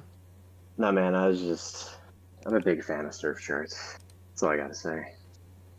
Big fan. I guess my question, just mostly because it just came to my mind 5 seconds before I raised my hand, is I'm looking at. I guess I'm trying to understand what it means for equities when they are at gamma max, which I used your helpful. Ooh, Which one is it? Is the exposure scanner that I used? did you use No. Sharkfin? Ooh haha. Yeah, shark. No, fuck. Or Which was one? it? No, I actually used the Greeks filter one to Uh, find out that Carvana is at gamma max, mm-hmm. and so I just wanted to look at it. It's And actually 0.75% below it. Oh, okay. But yeah. Go on. On a log scale too. I'm looking at it on TradingView, and I'm like, Jesus, mother of God. But then I just happened to notice, like in the Groups by Strike dashboard, just looking at the whole thing here, the gamma curve proceeds up to, it looks like what maybe is the peak around 300, maybe just shy of 300. Actually, And the so I guess highest point of gamma exposure is 297.50. 297.50 is the strike. Okay. Yeah. Yeah, oh yeah. You see, I'm looking on the dashboard. You've got it pulled up properly there. Oh, I didn't realize the text is shown on the dashboard now. I didn't remember that being there. Maybe it's always been there. I don't know. I forget that. This will catch up Uh, to that in like tomorrow probably. So you think it's just like a more of a lagging effect? Because I mean, obviously you can see It's right the there lagging on the effect left side because of the massive fucking move on earnings. Yeah, and I But didn't even like see but earnings. I didn't even in pay attention to it. I instances just like happened that, to you can notice. always come out here to the curve and kind of see where gamma tops out. Okay. I didn't know if there was something else that I was missing where it was like any kind of dynamic where there could be, for some reason, more gamma above gamma max, but then obviously, yeah, that sounds dumb. So that answers my question. No, because gamma can come in above gamma max and the curve can shift. So, you can get like, if gamma were to like pick up to the upside tomorrow, this could shift. Or it could get steeper, I guess. Like that. If like leverage were to move out to these strikes and gamma max could move up. That would be a lot of out of the money call buying, which I'm not gonna lie, there clearly fucking was before earnings. Like, look at Gamma Max just rocketing away from spot while GN dipped. Yeah, that's pretty fucking bullish. Wow, that earnings was well telegraphed. I didn't even look at this fucking chart this week, but damn. I didn't even I don't know, I just have a fun pastime of shorting Carvana when I'm bored. Obviously don't recommend it to anybody, and I was looking at it and I bought my long dated put and I was just going to sit on it with an upside hedge, and I was seeing exactly what you're saying there where like Gamma Max was just fucking rocketing. I think it was on like May 4th, May 5th. Yeah. Yeah, a few days ago, and it's like, wait a minute. No. And so I flipped long pretty quickly, and because I mean just the precedent there on the left side, what is that? Is that February? Yeah, back in February, where Gamma Max also was ripping up. In my mind, it's like I'm seeing that, and it's like, okay, clearly it butted up against GM for a long time, but once you start seeing a move like that, clearly there's going to be an outsized move in it. I guess it's weird, and I'm actually looking at it because before, and I mean, I'm sure it was an earnings differential, and I don't know what was reported on, looks like February 19th to the 20th. Was that last quarter earnings? Yeah, I guess it was. Okay. But yeah, Max started to rise, and then the stock fucking tanked. But this time it started to rise while gamma neutral and delta neutral started to fall. So like when I was seeing that, it was like, whoa. I don't know. And like I guess I'm being specific right now. Oh, you're gooning. Oh, I wasn't even looking at what you're showing me right now. Oh, I'm just looking at the future expected price of Carvana being $330. Holy shit, this thing is Yeah, amazing. it's just getting clipped off there. Yeah. At the top of the range that we plot. We don't plot the whole range just because. We should on the overnight. I know you hate me, but we should. I could see trimming the just looks range like on poop. intraday, but I know. If people want to see poop, that's fine. I'll give them poop. Show them the poop. Well, some of the chain is poop, you know? It's important to know which parts of the chain are poop. Yeah. Just for the overnight ones. We could trim the range on, like, if we do shorter dated ones or live. Is that terabytes of data a second? Probably. Pushed into a single chart? No, it's probably just a lot of compute to render it all. Like, rendering it every 1 second is, yeah. Yeah, it's a lot of compute just to do the calculations. Does that start to take a toll on the user's browser once like memory Nope, becomes it's a all certain done on level? the server side. Yep. That's why it's so fast and it's so consistent, because your browser's doing very little. Holy fucking shit, man. Yeah, we're just chads, we know. Yeah. Fucking gooners. And it's all cached. So literally,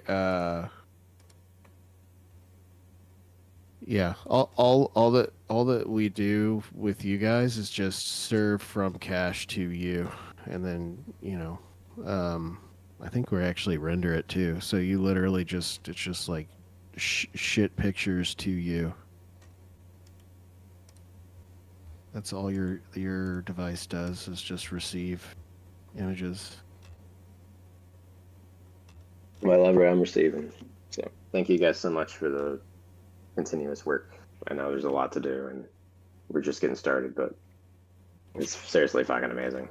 It's just gonna get better. It's gonna get so much better. You guys keep saying so much better. Oh my God, this is fucking. And it keeps getting better. This is like the initial stuff we've built. This is just our better version of everything everybody else has already built. Right? Sometimes it feels like it's almost low hanging fruit for you guys right now. Well, it is, but there's infrastructure to build, and that's not low hanging at all. Believe me, I know. Yeah, I know you do. But that's the differentiator. Think about the back end. Everything we build from like the infrastructure. Yeah, but everything we build from like the live data point forward, like once the infrastructure is all done, that's just going to be better than anything anybody else even has ever had or thought of. And that's where the fun shit starts. We're already taking in the entire market, all trades and quotes. Now we just have to do calculations on the entire market. I'm already doing that on like, I don't know, maybe 3 to 5% of the entire market. And then just getting that to like 15% is game changing. And then getting that to 100% is game over. Jesus. Then we start looking at higher level calcs, like calculating things, aggregating things across, baskets of ETFs and indices, and doing fun stuff like that nobody else is doing. Well, I really love the vendetta of trying to put the shitty services out of business. They're so bad. That's good. Yeah. Yeah, we've used enough of them. That's part of the reason why we decided to do this, because originally we wanted to just make a lot of this stuff for ourselves, but yeah, we're just like, I mean, People already that's paying a bunch of twofold. money for all this Make garbage the out best there. I mean, thing. we've all paid some money for that garbage too, and this is just like the thing that we want. Yeah. And we're like, Yeah, like just give it to just the talented people for baseline cheaper. was like I had like 8 services to do basic like overnight analysis, and I was like, guys, this is bullshit. You know, like we could make all of this, we can make it all better, we could all make it more accurate, and we could do it pretty easily, and so that's what we're doing, because You it's just need a centralized place. yeah. Dump it all. And there you go. Yeah, that's all we kind of did at the beginning was just get Gherk off of all of his other services. Step But I mean, that was like, I mean, that's the nice thing is that all of us devs and stuff. I try to call myself a dev. I'm dev light. But all of us, working on the infrastructure, it's always good to just be like, hey, is this valuable? Like, hey, guy who trades, guy who makes money off of this data, is this data something you want? And we get that instant feedback. And we could be like, okay, here, is this it? And he's just like, no, this sucks. Do this, this, and this. And we're just like, all right, well, that's 10x more work. He's like, well, you have to do it that way, or else it's useless. I'm just like, well, fuck. Yeah. I'm sorry. I know, I know it's such a pain in the ass. Though. It's the instant feedback I think that's made this product something to be proud of. Although it's a lot of work. That's what they say. If you want something done right, you have to fucking do it yourself. Yeah, that's right. Yeah. And so that's what we're doing. I mean, like the GXS chart, like this thing. This was like what? It must have been 500 iterations through the design process. Yeah. Because I had to like I was just a bitch about, it doing all the things I wanted it to do. Like I had to be able At one to point filter. too, we actually like overdid it. Like we had too much flexibility in there, and you're just like, no, I never want to see this. Like this is just too much. Yeah, we went dialed in instrument. We went overboard at one point, but this thing was like I mean, you can sort expiries, you can rewind 5 days and see the past, you can sort net and gross, you can go every Greek you want on all the strikes on every chain, and everybody else grabs the opera data and slaps it in a chart. And we calc all the values from the ground up. We let you filter they them. don't even we let grab you the sort opera them. data. They get the the broker data from a middleman. Yeah. Broker. And they're like, they get some like service that's like, yeah, here's what Gamma is at the strike, and then they sell it to other people, and it's just bullshit. And usually, and then my biggest problem back when I used to use like other data services before we had enough of Gammastrike done that I didn't need to use them anymore, was that like I had data services that I could trust for like one thing, and then I'd have to go to another data service for another thing that they did right. And then, even then, sometimes JFresh would be like, hey man, I don't think those calcs on that are right. And then we'd look at it, like we'd go fucking like pull like a like a CSV out of our own database and then compare them and be like, nope, it's fucking wrong. And so like, and I'm busy paying like, 99 or 199 or $300 a month for some fucking service that's giving me incorrect data. Dude, I've got it in my head. I can't get it out. Some of that stuff you were showing me from that one broker the other night, I still have no idea what the fuck they're even doing.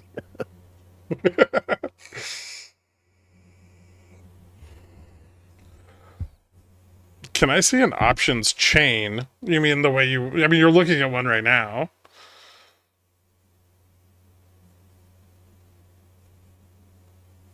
So if you look at the MSTR on the gamma curve, spot is trading over the peak of the curve. How does one read into an asset like this?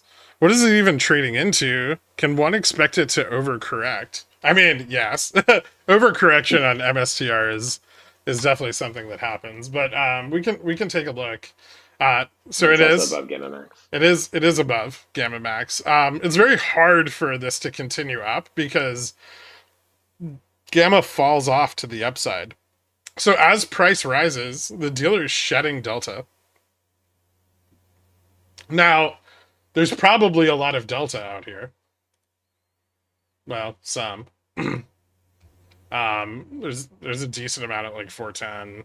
There's a little bit out at like 420. So it can push up into some of this delta. You can have buying in the underlying, but mostly what's driving this is vol. So the dealers got to hedge this, like, probably. Well, Jesus Christ, this is so fucking blown out. Hold on, let me zoom way the fuck in on this. How is vol falling on this? Oh no, vol's like turning up on the. That can't be right. Is that right? There's I'm got gonna to be short the fuck out of this someone thing. big. It looks like the ETFs pulled in like a bunch of cash from This has got to be spot buying. midway through April to like basically a few days ago. It's kind of flattened off now. Jesus fucking And I think a lot of Christ. that was just people that were in it after Trump got elected. They sold off for a little bit, and then I think they just jumped back in. So we still haven't like exceeded existing assets under management, or maybe we have come basically back up to the max that it was before. So it's just like all the people that jumped out now have jumped back in, so we're kind of like back where we were before. Yeah. You need, for much more upside than this, I mean, you need a lot of new money. And what's interesting is like it seems like the big buyers like Sailor and stuff are buying off exchange. I don't think they're putting direct pressure on the price because they're just buying it at some agreed upon spot at the time off exchange. So you need a lot of retail. You need even more retail money that already is there. So you have to just ask, like, where is that going to come from? What is the catalyst? We've basically gotten to the point where people are dependent on the state to try to coerce the buying in some way. Like Arizona is trying to push through the Bitcoin reserve or whatever in that state. Obviously people are trying to get Trump to do that. I think a lot of this pump started with when Trump said, "Oh, there's going to be some real big news." Everyone was just like, "Oh, I think it's going to be a Bitcoin reserve announcement." So everybody started piling in. Isn't this just going to collapse? I mean, it could. I don't know. I don't really understand what the allure is to buying MicroStrategy options or stock when it's so overvalued relative to its Bitcoin holdings. I don't know who is doing that or why. It doesn't make sense to me. So I'm missing something there. Because I feel like we've gone a little bit past the euphoria of just like FOMOing in. It's kind of nuts to me that volatility is so low relative to the price action. Like, even like IV10 is pretty. I mean, I guess it's elevated on historic vol, but it's basically just gotten straight up since like the 9th.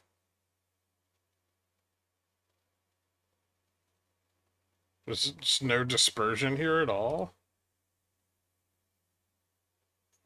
Like, it's all just bought calls, no sold puts. Yeah, I mean, I guess it's just like no puts up here. All the puts are back at like 400 it's a weird one, below. but I don't really understand. I mean, this has got to be like there's got to be a massive amount of like out of the money call selling going on, which, yeah, I mean, look out here. Look at like fucking OI on the 500 strike. So they're just harvesting all this vol here above GM. Like, all the vol spikes are just getting sold off. Like, I mean, that's kind of nuts. This is like when this is a lot like when some dispersion. This is a lot like when GME used to run, where like all of the out of the money OI just exploded.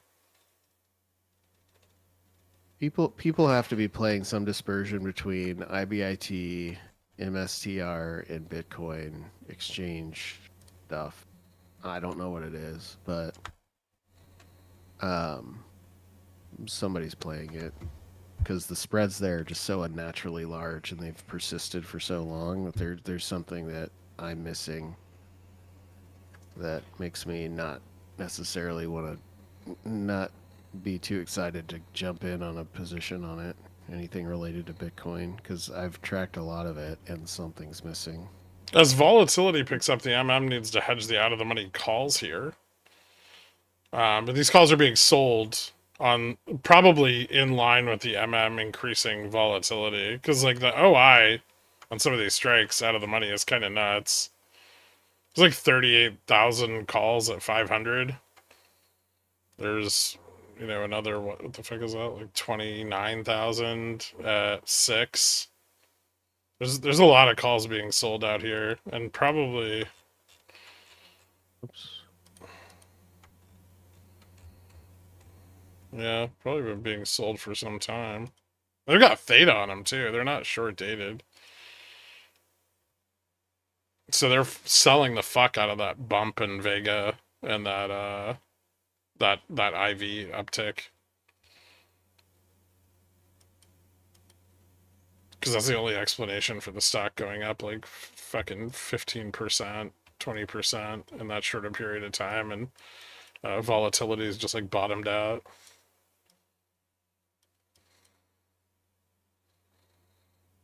Like IV30's at one of its lowest levels historically. We're very close to like its historic low. Yeah, people are just piling in to like weeklies. Yeah. I mean, the options out of the money are but look at the implied move out here. Like, look at what the vol is, you know, 45 days, right? Like 90 days. So they're getting way more Jesus premium Christ. on these.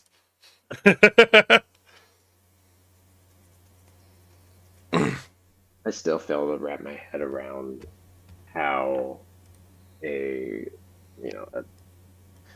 leveraged dollars, like you always talk about it, Gert. I mean, how Well, he's like double and leveraging dollars against leveraged debt. That's Yeah. basically what Sailor is doing. So I just don't understand how, like, as long as he like, can keep options. buying up the price of Bitcoin, then, you know, MSTR won't blow up. But how much But stock? just doing it off exchange. I don't know. I don't know how any of this shit fucking works, man. The Well, underlying is even safe, and then there's then, I options. mean, so even if you're buying off exchange, you're still reducing the total quantity of available Bitcoin on exchange.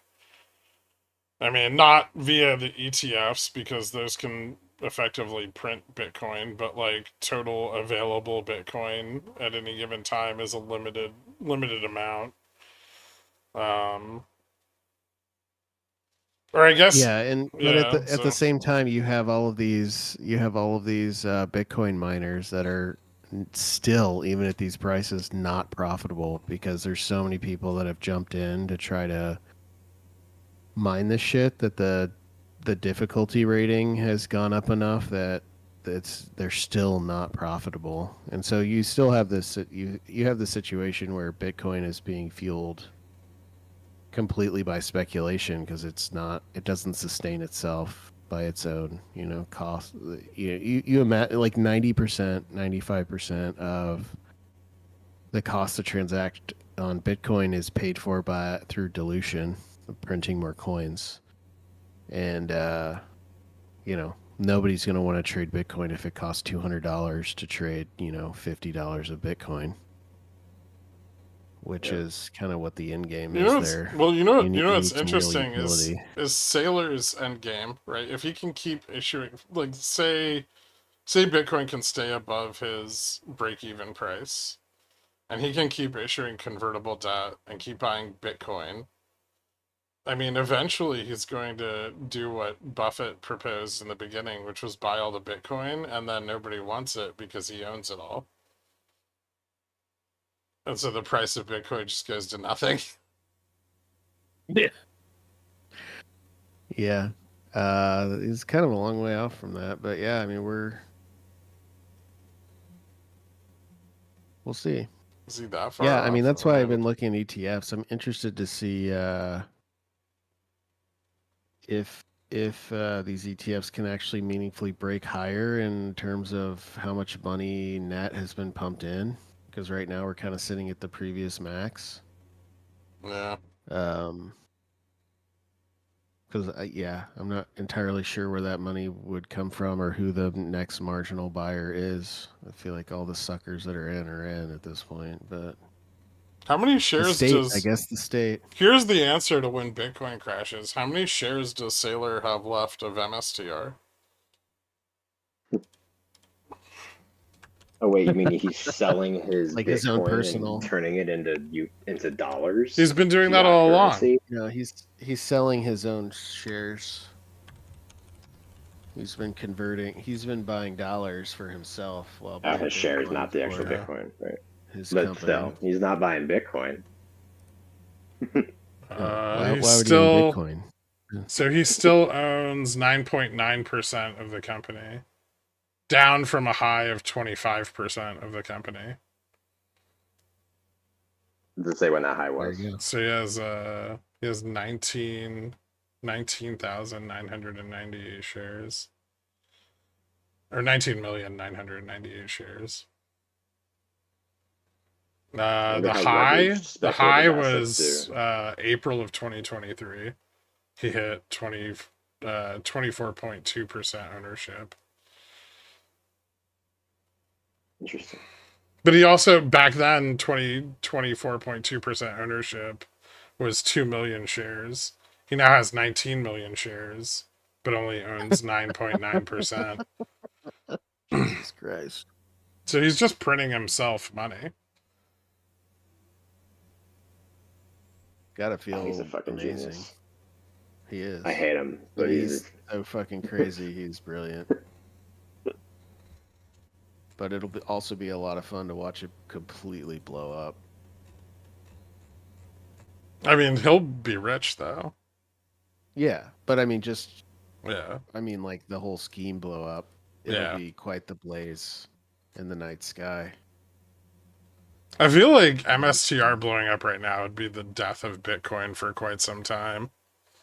Oh yeah, potentially forever. I mean, there's just nobody's making money, right? Because it doesn't do anything, right? I mean, in an ideal world, at this point, they would have already started transitioning to, charging transactions for this, useful thing that's being transacted. But because Yeah. it's still just all speculation and it has no actual use case, everyone's still relying on keeping the transaction costs as low as possible and letting the printing of new coins facilitate the costs of running the network. And yeah, so it's gonna have to blow up and never come back until somebody finds an actual use case for it.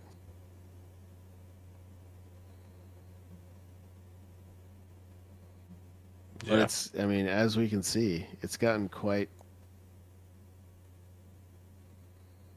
It's persisted for quite a long time. But yeah, we're at the level now where the next marginal buyer is the state. There's no buyer after that, and if the state says no, it's over. Yeah. Wait, what do you mean by that? Like the U.S. government as the state? The only you've got to dump the state being any world government. You've got to get governments to they are out, right?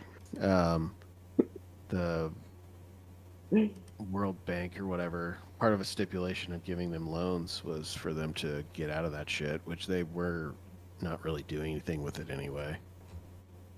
But yeah, I mean, basically they need the Western world or one of the big Eastern countries to buy in meaningful size. I mean, you need hundreds of billions of dollars from somewhere to keep this going at this point, and I don't see where else it comes from. Wait, JFresh, are you using your new mic? Yeah. Oh shit. You sound... Yeah, I noticed too. It sounds You good. sound beautiful tonight. I'm trying to talk really low because I have this beautiful microphone, but I probably just sound like a little kid, like the top kid in the 3 kid trench coat at the movies trying to get into the R film. No, I'm you a sound big way more boy. sensual than usual. I'm also trying to talk kind of quiet because it's late. If but- anybody can figure out where Dork lives, he's got like $800 worth of audio equipment just strewn about his yard. Also a meth van next door.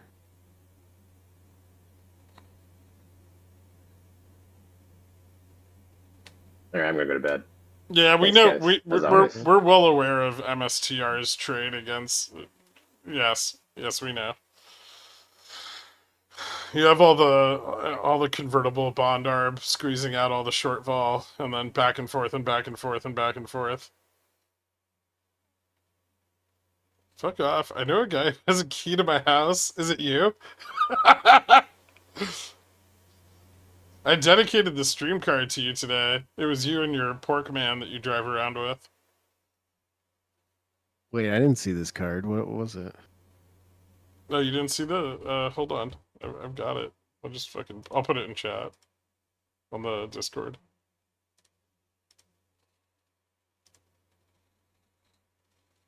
Dork.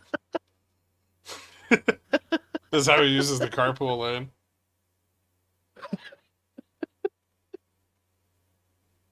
Is this AI? It has to be. This is the future. We're burning lakes in Minnesota to make pork chop men Yep. and sexy dorks. It's a pretty good pork chop, man. That's not bad, yeah. Yeah, I was impressed. That's the most, that's the best job AI's ever done. I mean, to be fair, those look like steaks, but we'll call it pork chop man. No, they're pinker than steaks. They've got, the right pork tone. Maybe, a Alright. better quality pork chop than Dork's used to, but... My girlfriend? Why are you a lady? Me? I am only a lady on deepfakes. She doesn't know about female Dork? Oh god, there's so much she needs to learn. Okay, good. I was gonna say, I was like, Oh, she knows. I feel like the relationship is tainted with fruit from the poison tree if you haven't told her about your secret deepfake life. There are thousands, literally thousands of images of Dork as women. Yeah. Just they're various all various beautiful. women. And for some reason his cheekbones work with all of them. I thought that was Dork's hot sister. Yes, Dork's hot sister has a little bit of a mustache. Could you explain the V-spread scanner? Yeah, I can. Some of you guys may have missed this last week. Actually, I know a bunch of you did. But it is the divergence between implied and historic volatility on each of the time frames that you're able to track on the volatility page, and you can sort by them, so you can find stocks that are significantly diverged from either their historic pricing or, well, yeah, just from their historic pricing, but to the positive or negative.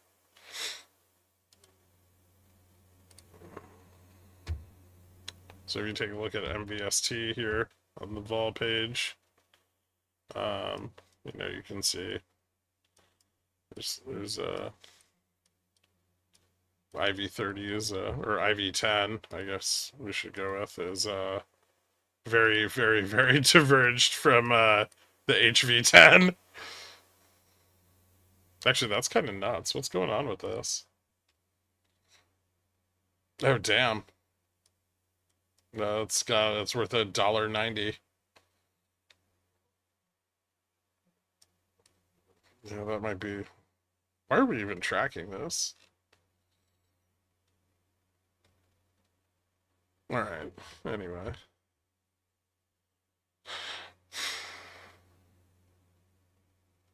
Are we talking about We're probably- options? Yeah, we are. We're probably tracking it because some asshole in the Discord asked us to track it because it has 3 options on its chain.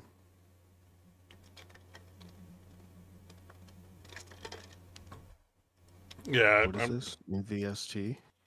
Yeah. It's got more than 3 options on the chain. It's got quite a lot of options across very, very little price range, but there are a lot of fucking options. Its aggregate delta is 9 million. Yeah, but what's the market cap?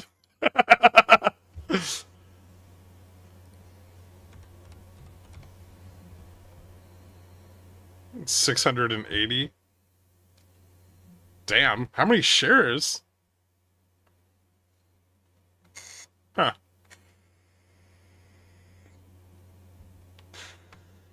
It's like people want it to be $2.50. That seems off. It says there's 194 million share float, and it's trading at 209, but the market cap is 680 million. Is TradingView wrong? Oh. TradingView, no. I gotta do the math. This looks like a Yeah, the market idiot. cap should be 406 million. What the fuck? Can TradingView not do math now?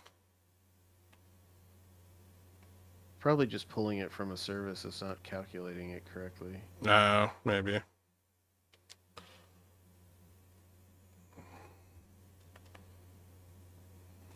There might be privately owned shares. Maybe. I'm gonna look.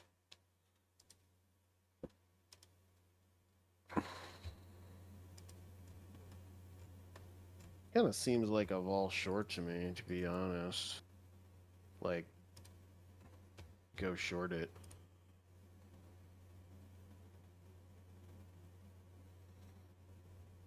Well, I mean, yeah. Is that what you're looking? Is that what you're screening for? Am I just Yeah. behind, moron? Well, the fucking the IV10 right now is at 186.8, and HV10 is at 64. Nice. But IV on longer Yeah, time frames is fucking climbing pretty quickly too. So it might not just be a bunch of like short dated. Yeah, it might not just be a bunch of like short, it might be like longer dated call buying coming in. I'm wondering Well, if it they had looks like like, earnings or something. It looks like there's a ton of sold puts on it too. Yeah. Looks kind of bullish as fuck. If you look at the 3D, They beat on earnings. 23% beat on revenues. They got a new CFO. what do they do? What is? They make like electronics. This was like a meme stock back in the day. Advanced battery technology company in the business of design, developing, and manufacturing battery component systems for primarily for electric commercial vehicles and utility scale energy storage systems. Are based in Stafford, Texas, founded by Yang Wu in 2006. 2006. It looks like in 2021, the high is 21.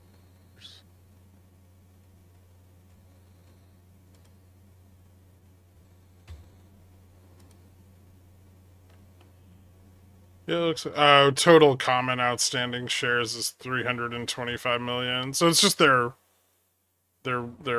like forward page is wrong. Huh. Their debt to asset ratio is actually not that bad. Is this like a good buy? Did we just? Are we about to go long microvast? I think we are.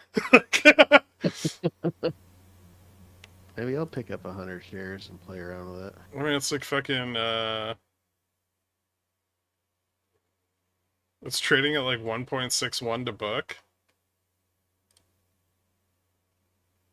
their earnings their total revenues have increased every quarter since Q1 of 2023.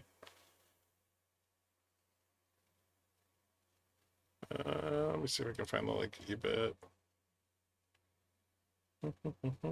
Net margins went positive for one quarter. But their EBIT margins holding pretty steady the last 3 quarters at like around 10%. Debt to asset ratio is around for 20 years. They're not going anywhere. 0.35. Debt to equity is 0.85. Yeah, I guess their sales are picking up. They must have done something. What's the ticker? MVST? What the fuck are they spending so much money on, though? Hold on. Pick some up. So, cost of goods sold was 71.87 million. Gross profit was 41.52 million. Operating expenses were 38. Income, non-operating income. Okay, what the fuck was this? Unusual expense was 100 million this quarter.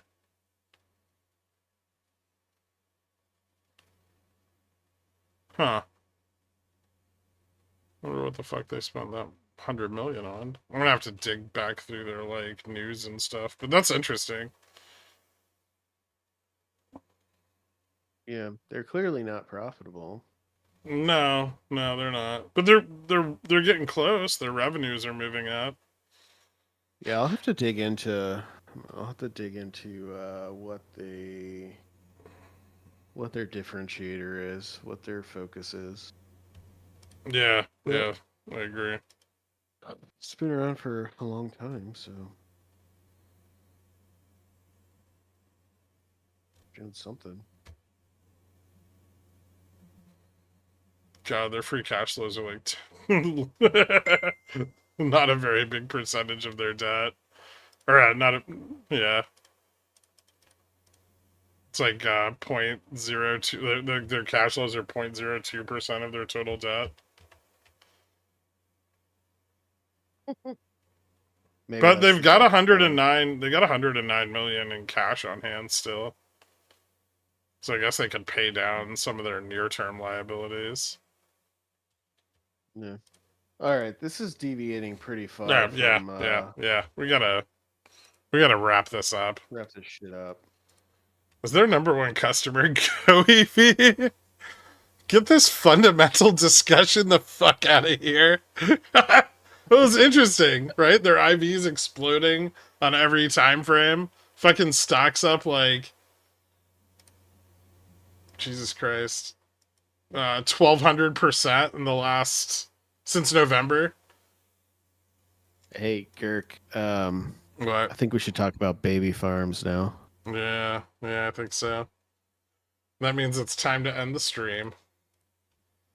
All right, guys. Thank you all for tuning in. If you're over on the YouTube or whatever and you have any questions about Gammastrike, you can always join us here every Thursday night or check out the website at app.gammastrike.com where there's plenty of documentation for you to peruse to understand our service better. Thank you all for tuning in, and we will see you next week. Later. Peace.